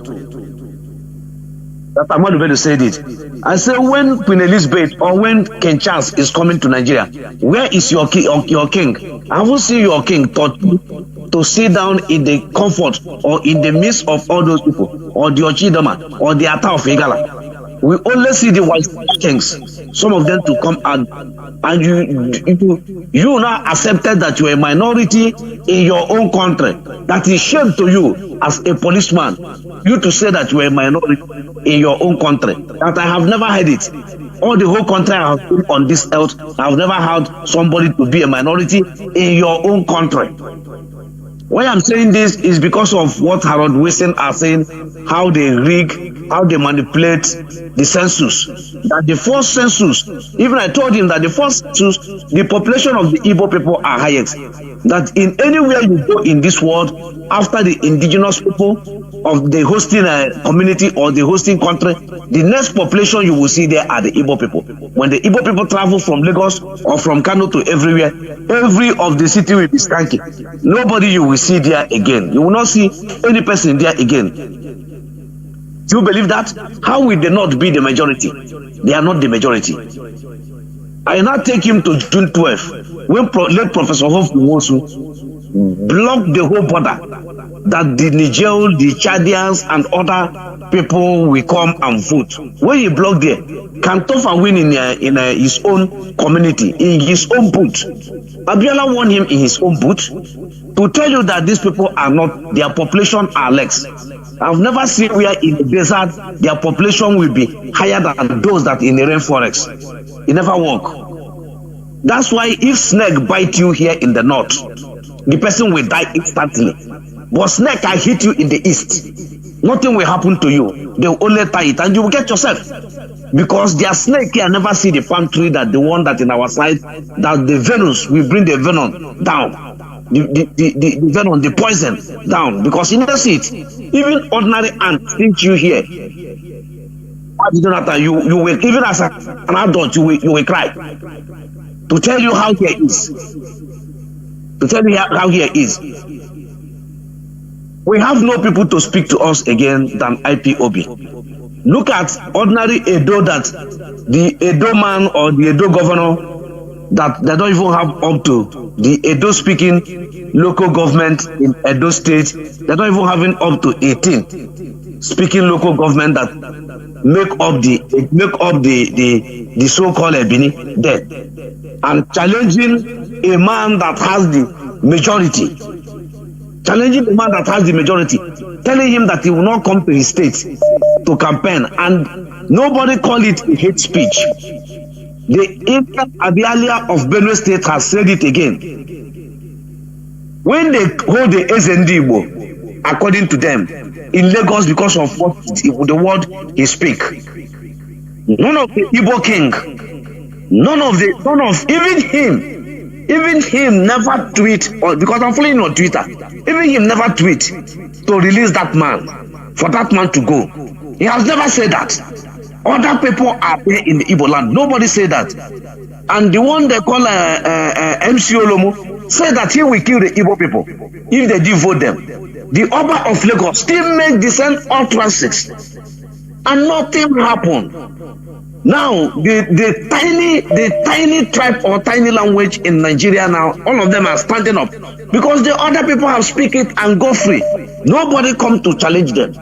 They are all waiting the day IPOB will say something. All the Ohanese will stand up, start doing what? Trying how they will change the narrative of IPOB. That is what we are seeing. Minus this IPOB we have gone. There is nobody are speaking for us. It's only this IPOB. And we will never let, this is the only thing we have. It's the only thing we have. And we hold it so jealously.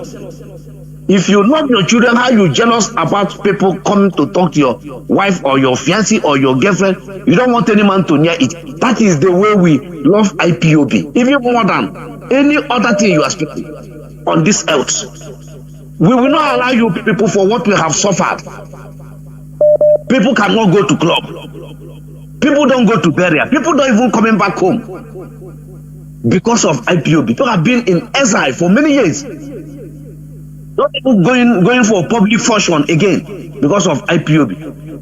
Some family do what? Disown their brother, their sister, their wife, their uncle because of IPOB. And some people are there cashing out.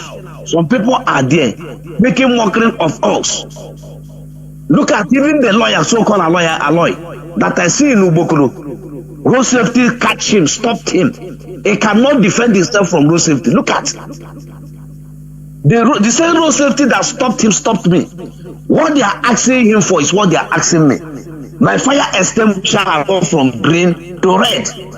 The same offense. But I left there before him. He was calling somebody to come and rescue him.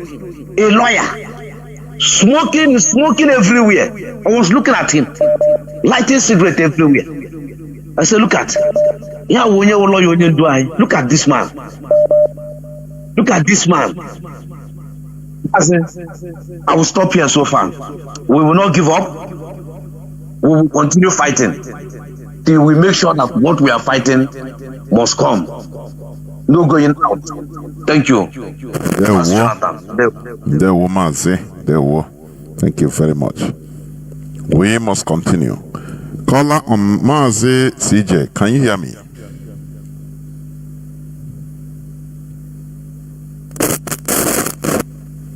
Mazi. Let me see. Mazi CJ, please. Can you hear me, please? Mazi CJ on Teams. Can you hear me?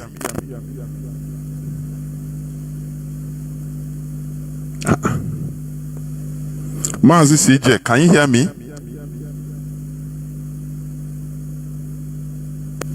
Mazi CJ, are you there? No. No, not you. Just hold on.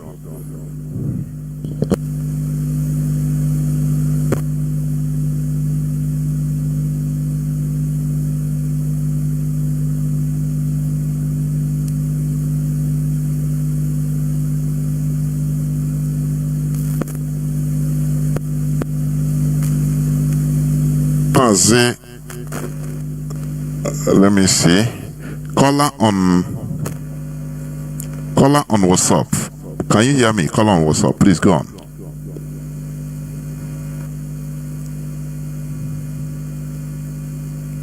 The caller is no longer there. Let me see. Calls are coming.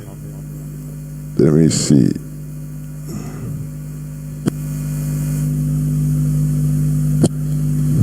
If you call, please, you hold on. I don't know, calls are coming too much. Whether they...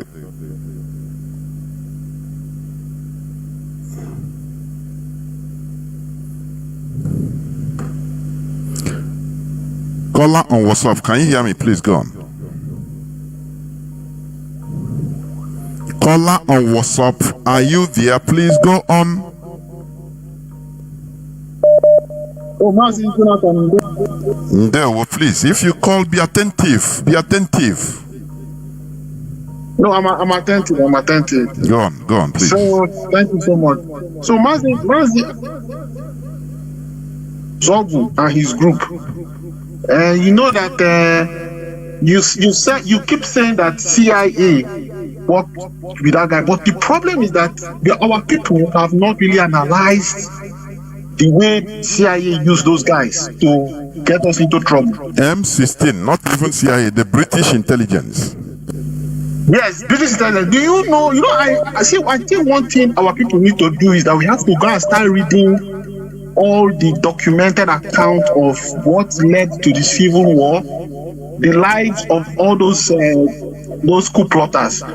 Because I read Bemboule's 5 Majors recently and started trying to figure out the kind of person Nzogu was. You know that somewhere that there were people going to visit Nzogu before the coup. Like, they were like journalists, they will just go they will come like tourists, they will meet Nzogu. And I believe that these are the kind of people that we are talking with him, planting the idea that he has to cure the country of corruption. Not even people in Nigeria. These are Americans, white people. And even when Uzogu was in jail after the coup, there were Reverend sisters corresponding with him, writing him letters. White Reverend sisters in Lagos corresponding with Uzogu. Why would he have that? Why would they love him that much? Or why would he be that special that even white Reverend sisters would be writing to him? So we don't know the extent of how they used him. And that is how they keep using so many of all these religious people in our midst. And they keep telling them about the One Nigerian project, such that even after the pogrom and they killed our people in the north, Uzogu was still insistent on One Nigeria. Can you imagine that?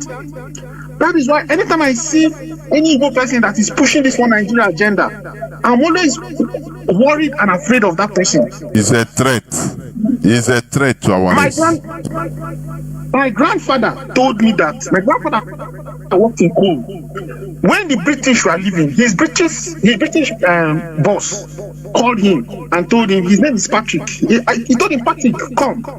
He picked sample of soil, sand, clay, humus, and he told him to tell him the difference. My grandfather didn't know the difference. So my grandfather told him, can you teach me? He told my grandfather, no. Go and ask Azikiwe to teach you. So the British were very unhappy that their pet projects, their business, Nigeria, that Igbo people, they are preparing to take over the whole thing. So they plan on how to. They think that for people we are deceived. We are thinking, just like you say, we are thinking that, oh, thank God, we will inherit all these things. All of us, we migrated north, our best of our best, very intelligent people, graduates, people who went abroad. They went to the north and we are helping the British to control their business. And of course, we believe they will leave that business for us. Do you know what put Nigeria together? That's a big investment. And we believe that they will leave those things for us and then we will become the master race or super race and control it. But no. They have their plan. And that is what they did to us. They planned it very well, so that they slaughter our best of the best in the north and came down to Biafra. Our people need to be read. They can start reading to be teaching his children. It's dangerous for us. Any Igbo person putting effort on how to make amazing Nigeria is extending something that will be calamitous to us and destroy us eventually. So anybody investing in people who say that we will be or whatever, they are just investing in something that will haunt us and destroy us. It's true that to get Biafra is difficult, but it's better we stay on the right course, even if it takes 4 generations. Then we go and mislead our people, and the way that we have been misled by Azikiwe, and then Zogu and his group, and then Ironsi, and so many other Igbo people after the war who decided to follow the One Nigeria agenda, despite knowing the truth that this thing, there is nowhere, nothing good can come out of this thing collectively from the Igbo. As a one person, one person can make money, can be prosper, but collectively as Igbo, Nigeria was built on our blood. Nigeria is not for us. Nigeria is for the British, and they see us as that enemy that will take what they have. So our people need to accept that and understand that. Thank you, Mazi. There were. Thank you. You said it all. They manipulated Zogu and Co. to go and save Nigeria. That is the only thing they used to manipulate Igbo politicians or Igbo people. They'll be after they'll tell you, you are the right person to save Nigeria. Go. You don't know that they are setting you up. They are setting you up not only against you but against our people. They set up. Oh no, Zogo, don't you see? You are the Nigeria you suffer. That you train as a military is dwindling. The politicians, they are corrupt. Look at the chaos everywhere. Go and save Nigeria in order to, go and plan this coup in order to save Nigeria. That is it. Caller on signal, please go on. Caller on signal. Can you hear me? Hello, Mazi. Good evening, sir. There we good evening, great Biafran. all over the world. My name is Wisdom. I'm from Ebuma province, Biafran. Mazi, I want to ask question. Mazi, do we still have elders in Biafran? Your guess is as well as mine. We have old people, but whether elders, I don't know. That's my own. We have people that grow old, but whether they are real elders, because foolish people also grow old. So it's wise people that we can refer to as elders. You know. But you have fools that can grow old fools that they fool there. You know. Okay. The reason why I asked this question, yesterday there was news that broke out that northern elders said that to rewrite Nigeria constitution will take tears and blood. That means that they don't want the constitution to be rewrite, which that they don't want Nigeria to be a better country as people thought or think of it. That's why I asked, do we have elders? Because if we have elders in Biafra land, I believe that these elders will be replying to the northern elders anytime they speak. But because we have no elders in our land, the northern elders will come and speak and nobody will reply them.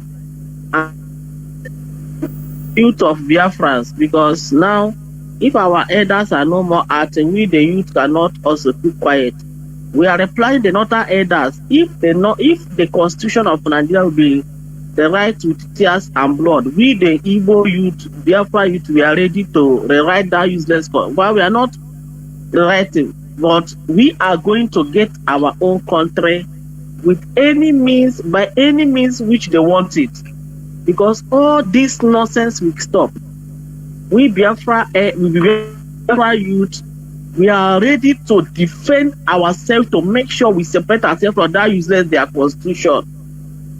Because people are trying to make sure that Zoom work, but part of people, because they are benefiting everything, getting everything that comes from my land. Because of it, they say that they cannot allow you to work. So we are ready to separate from that Zoom, and we are warning P2B. P2B have started the game. P2B have started the game. That man should go and sit down, because there is nothing he can do to make Nigeria work. If the northern elders are standing like this, if P2B he definitely won't do anything. He can't do anything. Without using a constitution, they say that anybody will write it with tears and blood. P2B cannot do anything. So P2B should go and sit down and save us all this stress and shame. We have taken a lot of shame. See how they are chasing us whenever forward. They will talk to Igbo people. Imagine a great race, the great Igbo race that Britain call us the great Biafrans, only us. But they have reduced us, our politicians have reduced us like ants. Have reduced us, we watch nothing in the eyes of the world. They chase us in South Africa, they are chasing us in Ghana. It doesn't mean that we don't have a home. We have a home where we go, but because of what is happening there, it's like people chasing us will remain in their own house because of our useless politicians and elders. Mazi, I'm saying enough is enough. I'm telling you the truth, enough is enough. And anybody that is in IPOB that will not take order from the DOS, that idiot should fuck up. The person should get out. After these 4 years that DOS observed this struggle from, into extension, 7 this struggle that this struggle have not been destroyed. And one useless idiots that know the truth and they cannot say it will be in Canada, will be any part of the world, to come and ask useless question in Radio Biafra. It's not that these people don't know the answer. They know the answer, but because of their dubiousness, because of their useless and their stupid individual benefit, that is why they are coming here to come and say rubbish. If he cannot take order from DOS, get out, we don't need you in this struggle. Because we are serious of what we are doing. We are not joking here. A lot of people have died because of this struggle. We are sacrificing the little we have into this struggle. We are not joking. So, Mazi, I want to appreciate you and other DOS members.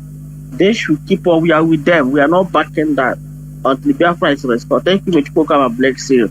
You too. There were. Mazi CJ, can you hear me? Are you there? Mazi Jonathan, so I'm here now. Thank you for bringing me back in. It's been a while. What I want to say tonight, first of all, I want to thank our HDOS for his visit to us here. I know all of you saw him when he was here. We did our best. He was a delight to host. My greetings to him. Also, my greetings to Mazi, Moru, and yourself. You gave an extraordinary performance, the both of you, on Saturday. And believe me, Mazi Jonathan, even if you like, stay there 24 hours, we will be here to listen to you. Send all through. And you know what we say? We are here. We will be here until Biafra is restored and beyond. This evening, what I want to say, first of all, the hypocrisy of the British, the manipulative tendency of the British is why me and you are here today. And I'm saying this in relation to the war, the genocidal war that was levied against Biafra, 67 to 70. Jonathan, most of the times on your program, you do ask questions. Has anyone asked why and how the war ended the way it ended? Jonathan, I want to tell you tonight, and Biafrans, that it is becoming very clear to us now. We now have evidence, concrete evidence, verified information from government offices.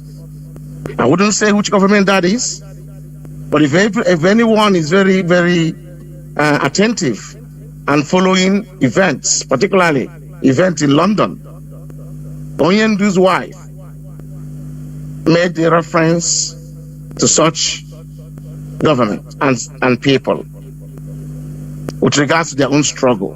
I will leave that one that way. Mazi Jonathan, after this program, if you want me, I can send you the information, authentic parliamentary session. This was happening in November 1969. Mazi Jonathan, if I'm mistaken or wrong, correct me. The war ended 1970, isn't it? January 1970, which is 2 months ahead of the end of the war. Jonathan, what happened at the time? I think 2 months ahead of January 1970 there was a momentum around the world powers to come to save and support Biafra. Governments were beginning to debate this in their parliaments on how to go and get Biafra and Nigeria to negotiate. Mazi Jonathan, you must remember at the time Britain was in the Security Council, and there were other big fives that were in the Security Council. I think Russia was one of them, France was there, I think America was there, Britain obviously was there. Now, what we got from this parliamentary session, the debate they were having there and the comments they were making there, the parliament members were mandating the foreign secretary, the foreign minister, to go and engage U.S. Security Council to persuade Nigeria to negotiate with Biafra. The response of this foreign minister was that, how can I go to this Security Council while all the countries in the Security Council are all selling weapons to Nigeria through Britain? I'll send you the material if you want it. Now that got me thinking. The question you asked about how the war ended, that war was horribly ended, and it did not happen just ordinarily, Jonathan. I think Britain got the information and moved in various ways to persuade, from Ojukwu to his deputy to Nnamdi Azikiwe. Now, Jonathan, listen to this. I came across a video today where Nnamdi Azikiwe was giving a speech in London in August 1969. Remember, August is how many months to January? 5 months. Where he said he met Gowon and the Liberian president, that he is now very certain and sure that Nigeria has the right, whatever, to bring Biafra back in and assimilate them. He was in London campaigning for that. He was doing the work of the British. So British got a nod that and as you know, I have heard in different quarters that says that America was also considering to come in the aid of Biafra at the time. So it's now clear that this thing was happening. Britain got the nod and moved to convince Ojukwu to leave. You cannot tell me Ojukwu was not convinced and manipulated to leave. Because, Mazi Jonathan, if that war had continued in the next 3 weeks ahead of that horrid, end, we would have our country. That mission Obasanjo came did not just happen. Britain engineered that. There were other things that happened outside behind closed doors that nobody knew before Obasanjo came to that and met with Biafran remnant leaders. And then they hurriedly entered that war to stop the world from coming to our aid. Jonathan, we are nearly there again, in a different way. The fight that the IPOB have fought in the last 4 years, you would equate it to what happened 67 to 70. At the 67 to 70, war ended in 70. We thought it has ended. The way we are saying now, we have won these people in the last 4 years. We must know these people are not resting. They are not stopping. The same way Nigeria and Britain did not stop after the war ended. Our people think, that the war has ended. Everybody forget themselves. This is time to be hyper vigilant and no distraction, Mazi Jonathan. You see these auto criminals that come to distract and occupy our program. Do you know how many calls I got from members and non-Biafrans on the night to reach out yourself to tell Mazi not to listen to these people?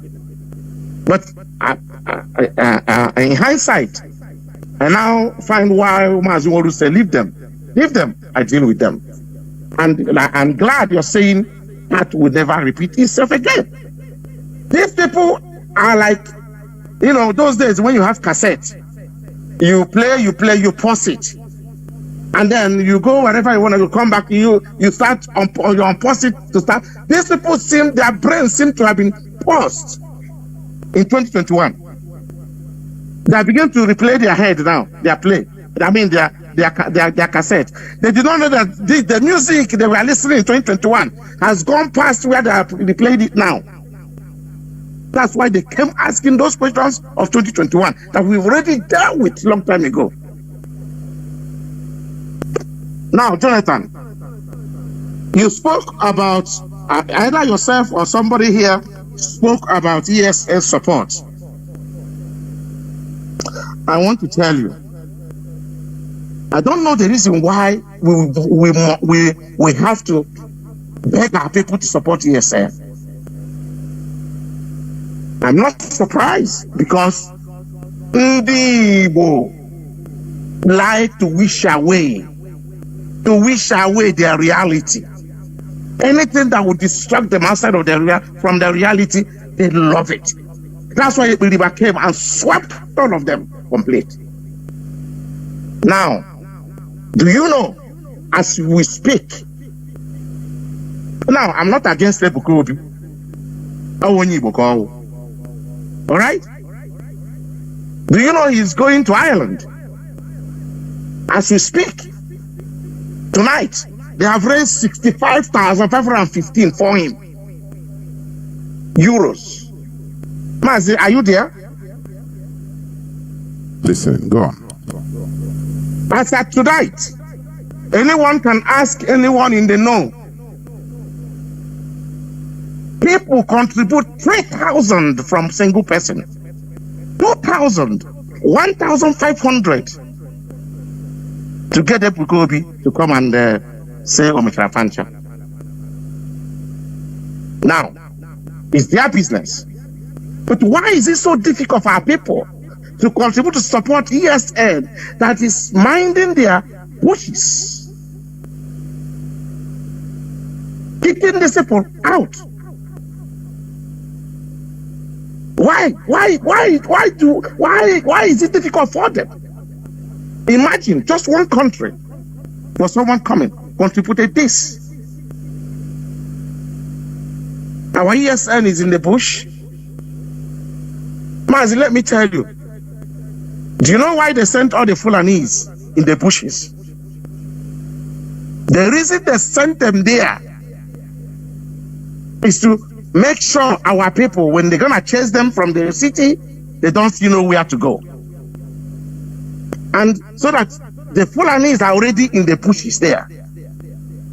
When you run to the bushes, where are you gonna run to?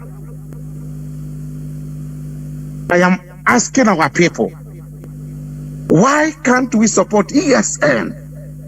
This is our own.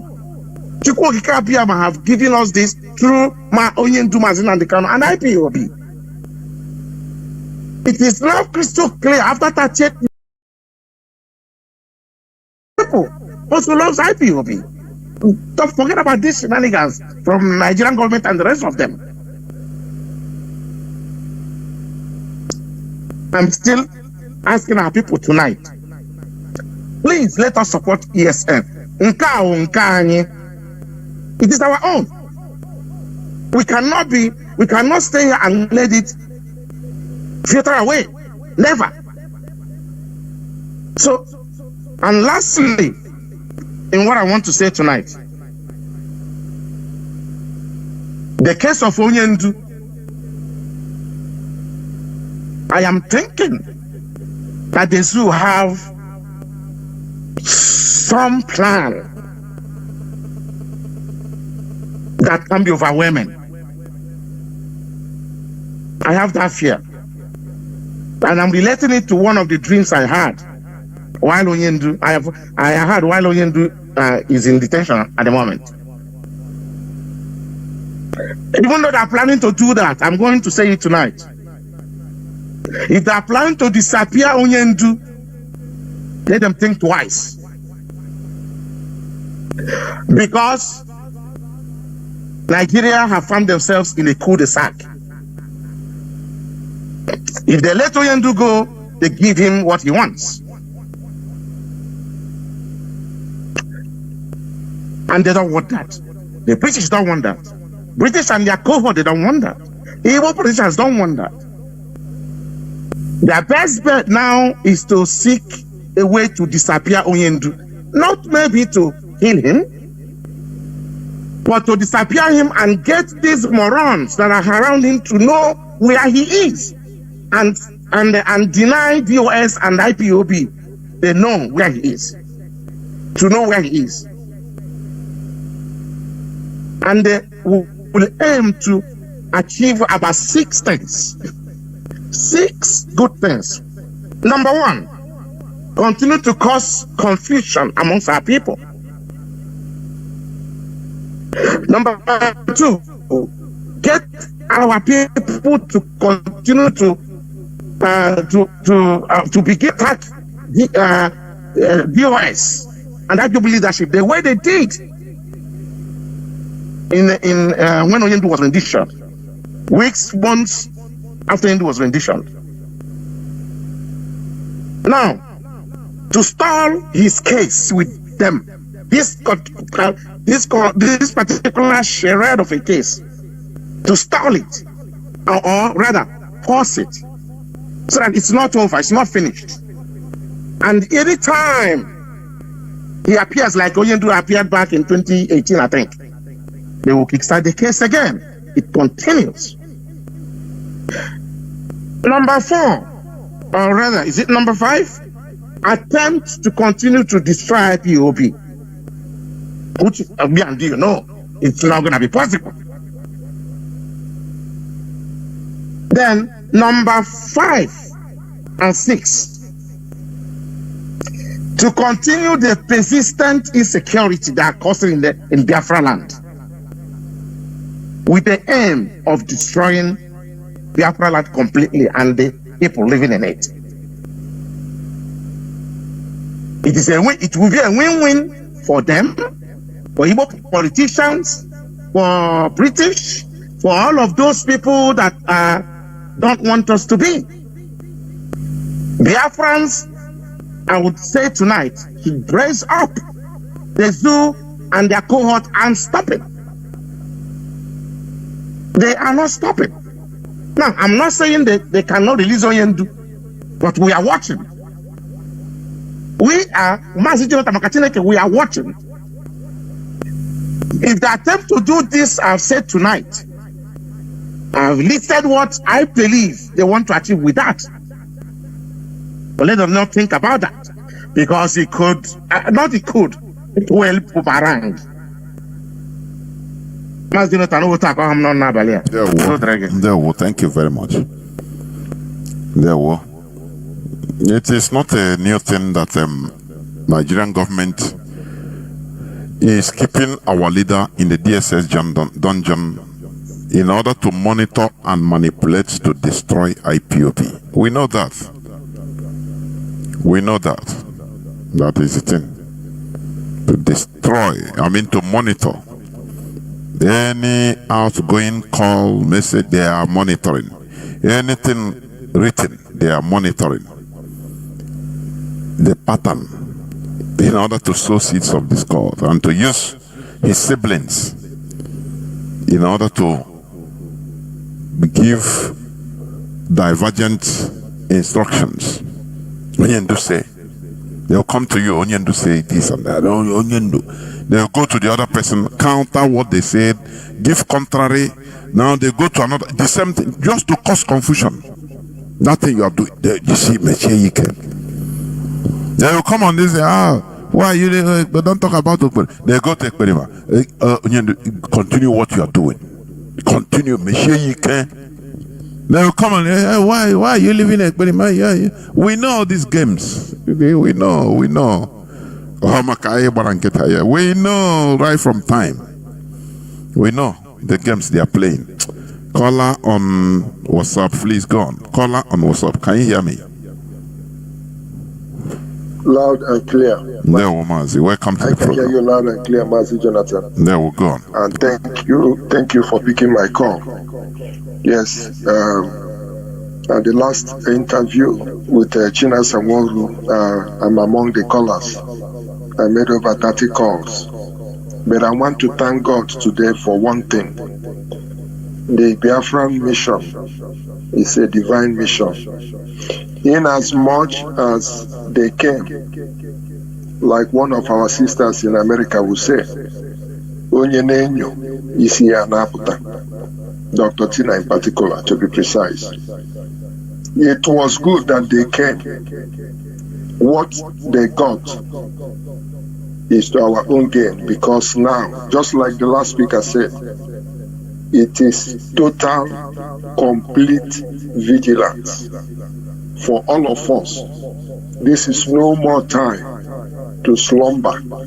Vigilance in Biafra land, vigilance on the social media, vigilance on the news. That is what the time has called for us to do. From now till the date that they have chosen. Dr. Jonathan, you always say something, that what is worrying us is, in other words, that we are primitive. Sometimes you say that and you leave it hanging. Biafrans, for the benefit of those who did not study history, let me start by saying that in the story of there was what was called Homo erectus. Homo erectus is a primate. It's just like a human being, but it's not human. Erectus there means that he can walk on twos. And after that, we have Homo sapiens, the thinking man. And the thinking man is where first belong, according to evolution.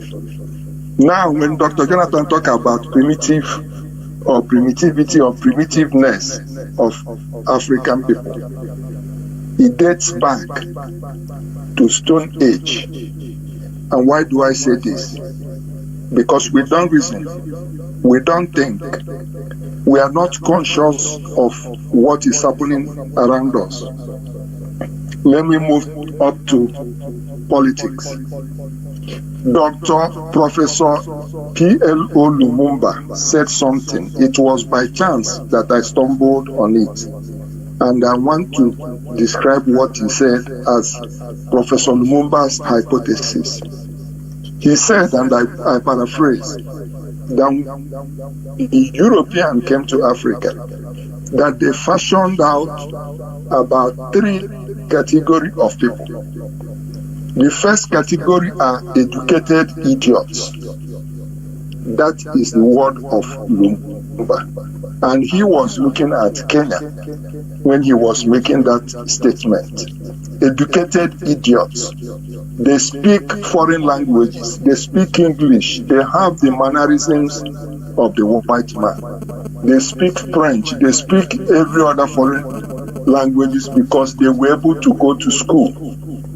But beneath that, they lack common sense. And then he said, the second category are a bunch of criminals, thieves, plain thieves, scammers, rogues, who parade as leaders. That you find them in different circles of life. You find them in politics, you find them in business, you find them even in your traditional institutions. You find them there. All they are after is a way to cut short the majority, to fulfill their own selfish interest. And then he talked about the third group, which is the majority, that looks up onto the first category, the so educated idiots, to give them direction. But they are lost. They don't have direction to show, to point them to. And therefore, they allow the criminals, as is the case with Nigeria, where professors will go and rig elections and rig criminals into offices and turn back and be in the same stupor that he had put the majority in. And after listening to Professor Lumumba, I felt he was talking about Soludo. I felt that he was talking about Mahmoud, the INEC chairman. I felt that he was talking about Pitamba, whom they call Dr. Pitamba. I felt he was talking about Devil, who goes as Engineer Devil. I felt he was talking about Hope Uzodinma, who is the governor of Imo State. But Lumumba was sincerely talking about Kenya. So these are the people who are making life so unbearable to our people, so unbearable to majority of the people. And having notified that, Mazi Jonathan, he answered your question about the primitiveness of our people. Now look at the colonial time. Look at Britain and Dr. Nnamdi Azikiwe. Azikiwe was educated, and do you realize that from what description I've given today, the politics in Nigeria today, the politics in Igbo land today is also the politics of Azikiwe. It is appeasement. It is come and blow big grammar with no common sense because you want to be there. Peter Obi wants to be the president of Nigeria. He's not looking at the indices. He's not looking at the factors militating against him, but he's blinded. And of course, I think he has been settled. And that is why he's moving at the pace he's moving. And look at Soludo, educated, well educated, as you will say. But these people lack belle sense. A Cameroonian said, you can have Bukru sense, but you don't have belle sense. This is what we are saddled with in Igbo land, in Biafra land. And finally, before I give space to others, I think this struggle has come to a point. Because October is about how many days from now? 3 months from now, that they are going to hold an innocent man in dungeon. And with what the last speaker said, I think it has come to that point where we have to come out and declare it that Nnamdi Kanu not being free and unconditional release. Let no politician, let no Igbo politician come home. They can all stay abroad. They can all stay in Abuja, and let us see how they are going to fare. It has come to that point when that command has to, when the people will have to rise spontaneously against this evil that is choking everybody to death. I think we have warned and drawn the attention of the world to what we are going through. I think we have served that notice enough. And at this point, I want to commend the DOS for what they are doing. And for all the media hands on this Biafran struggle, we have to continue. But the people, all of us, we the people, we have to step out and do something. Give them ultimatum. Our sister, Wadachi Mesia, is over there revealing what they are doing to our people. And the people we are talking about, they are either watching BB Niger or they are watching Manchester, or they are doing Niger Bet. Tell me what else is more primitive than that stupidity that is being shown by our people. But the point has come when we, with the people, shall rise against those who are killing us, against those who are holding our leader, collectively, spontaneously in the whole of Biafra land. Let them not come home for Christmas and henceforth without Nnamdi Kanu being discharged, acquitted, free from that shenanigan that they have as practice. Mazi, thank you for this opportunity. All must say Biafra. All hail Biafra. There, Mazi. Thank you very much. We must continue. I think we'll take the last caller on signal. Can you hear me? Please go on. Call on signal. Thank you very much. I greet you. Let me go straight to the point. Please, your name and where you're calling from, if you may, because your number is showing unknown number. Okay. Mazi, my name. You understand? I'm one of you. There's one thing I want to clear for our people all over the world. like the last caller said. Yes, he got it. All of us that spoke well, you know. But the last speaker, he made it clear. Because we have come to the line that we will bring all those warrant chiefs to our radio to ask them questions. We need them. We will hear from all of them because the last caller said we will give them date. If they didn't release our leader, let them know come back.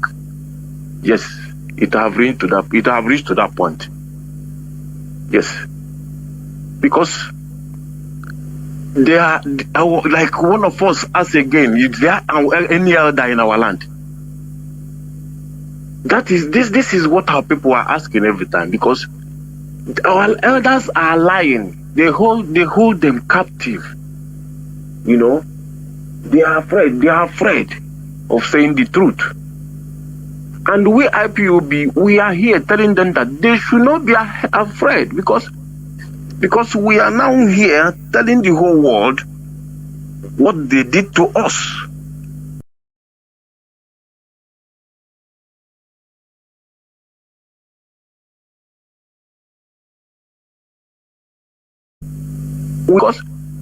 Because we are now here telling the whole world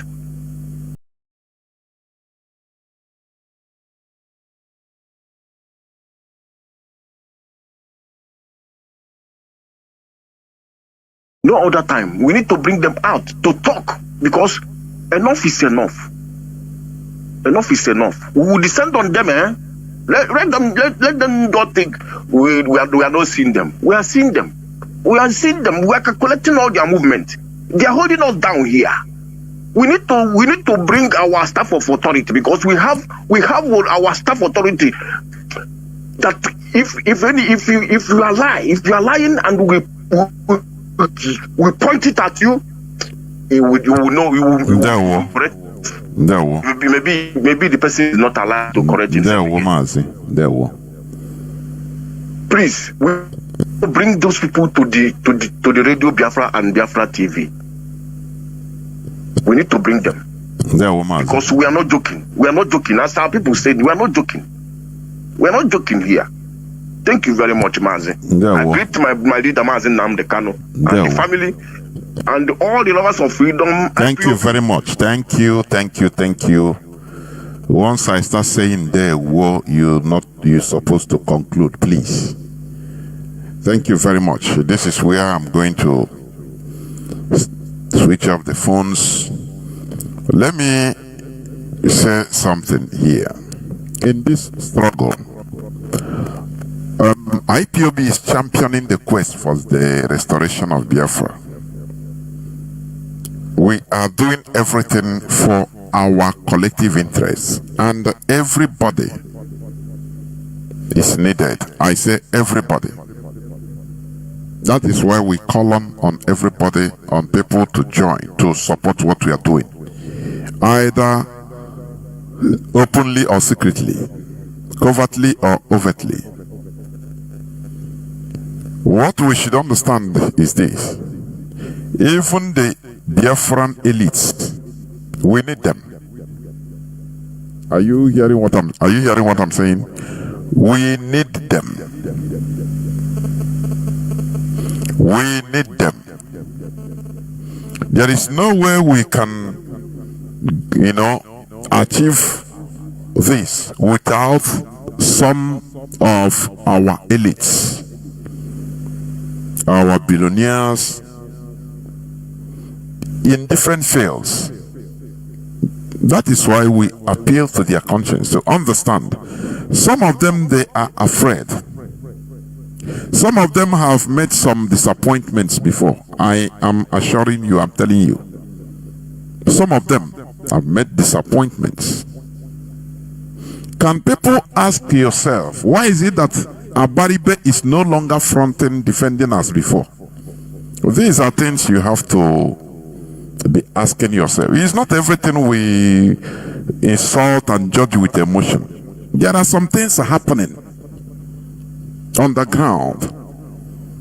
Some of all these elites we even insult. Some of them encountered one thing or the other, even while supporting this struggle secretly before. What I'm telling you is something real. The role of Kanu in this struggle, they try to destroy it in the presence of some of our elites, Igbo elites, Biafran elites, and politicians. Some people might not understand what I'm saying. But no, when you use all people that have brain will understand. When a Mapowerful refused to refuse 40 million naira to rewrite press release in favor of the politicians, they told him, Mazi Nnamdi didn't go too much in detail. If you don't do it, it will shock you, but we'll use other people to do that thing. So you lose the money. What do you think? The actions of Nnamdi Kanu sibling made some of our elites to think that I am telling you honestly. What I'm telling you. So there are many things. Sometimes, why do you think that some even people, they are no longer as vocal as they used to be? There are some things they see. Man, and when you see some people, they don't understand some certain issues. Or some do understand, but they are mischievous. I don't know. So, what I am urging our people, we must protect this struggle. This struggle, they want it to go the way of Masob. This is I've been saying this. It is our duty to protect this struggle. We have taken this. I continue saying it. The worst thing Mazi Nnamdi Kanu did is to gather all of us from every part of the world. You know, why Masob falls so easily and cheaply is because it was only home base, no outlet. But when Mazi Nnamdi Kanu gathered people from all over the world, my intellectuals, when he came one thing or the other, my professionals, everything, I am under one family. It's not going to be easy. That's why when he said that IPOB is indestructible, he meant every single word in that statement. Indestructibility. Because we have pillar outside. You know, had it been, it is mostly only home based. You can easily kill them, buy them, or kill them. You know, you can use propaganda to buy. Do you know the reason why? One of the main reasons why Biafra war was lost. Why Biafra war was lost was this. We have no international outlets, media, to tell our own story. That is why this internationality of our people, championing IPO,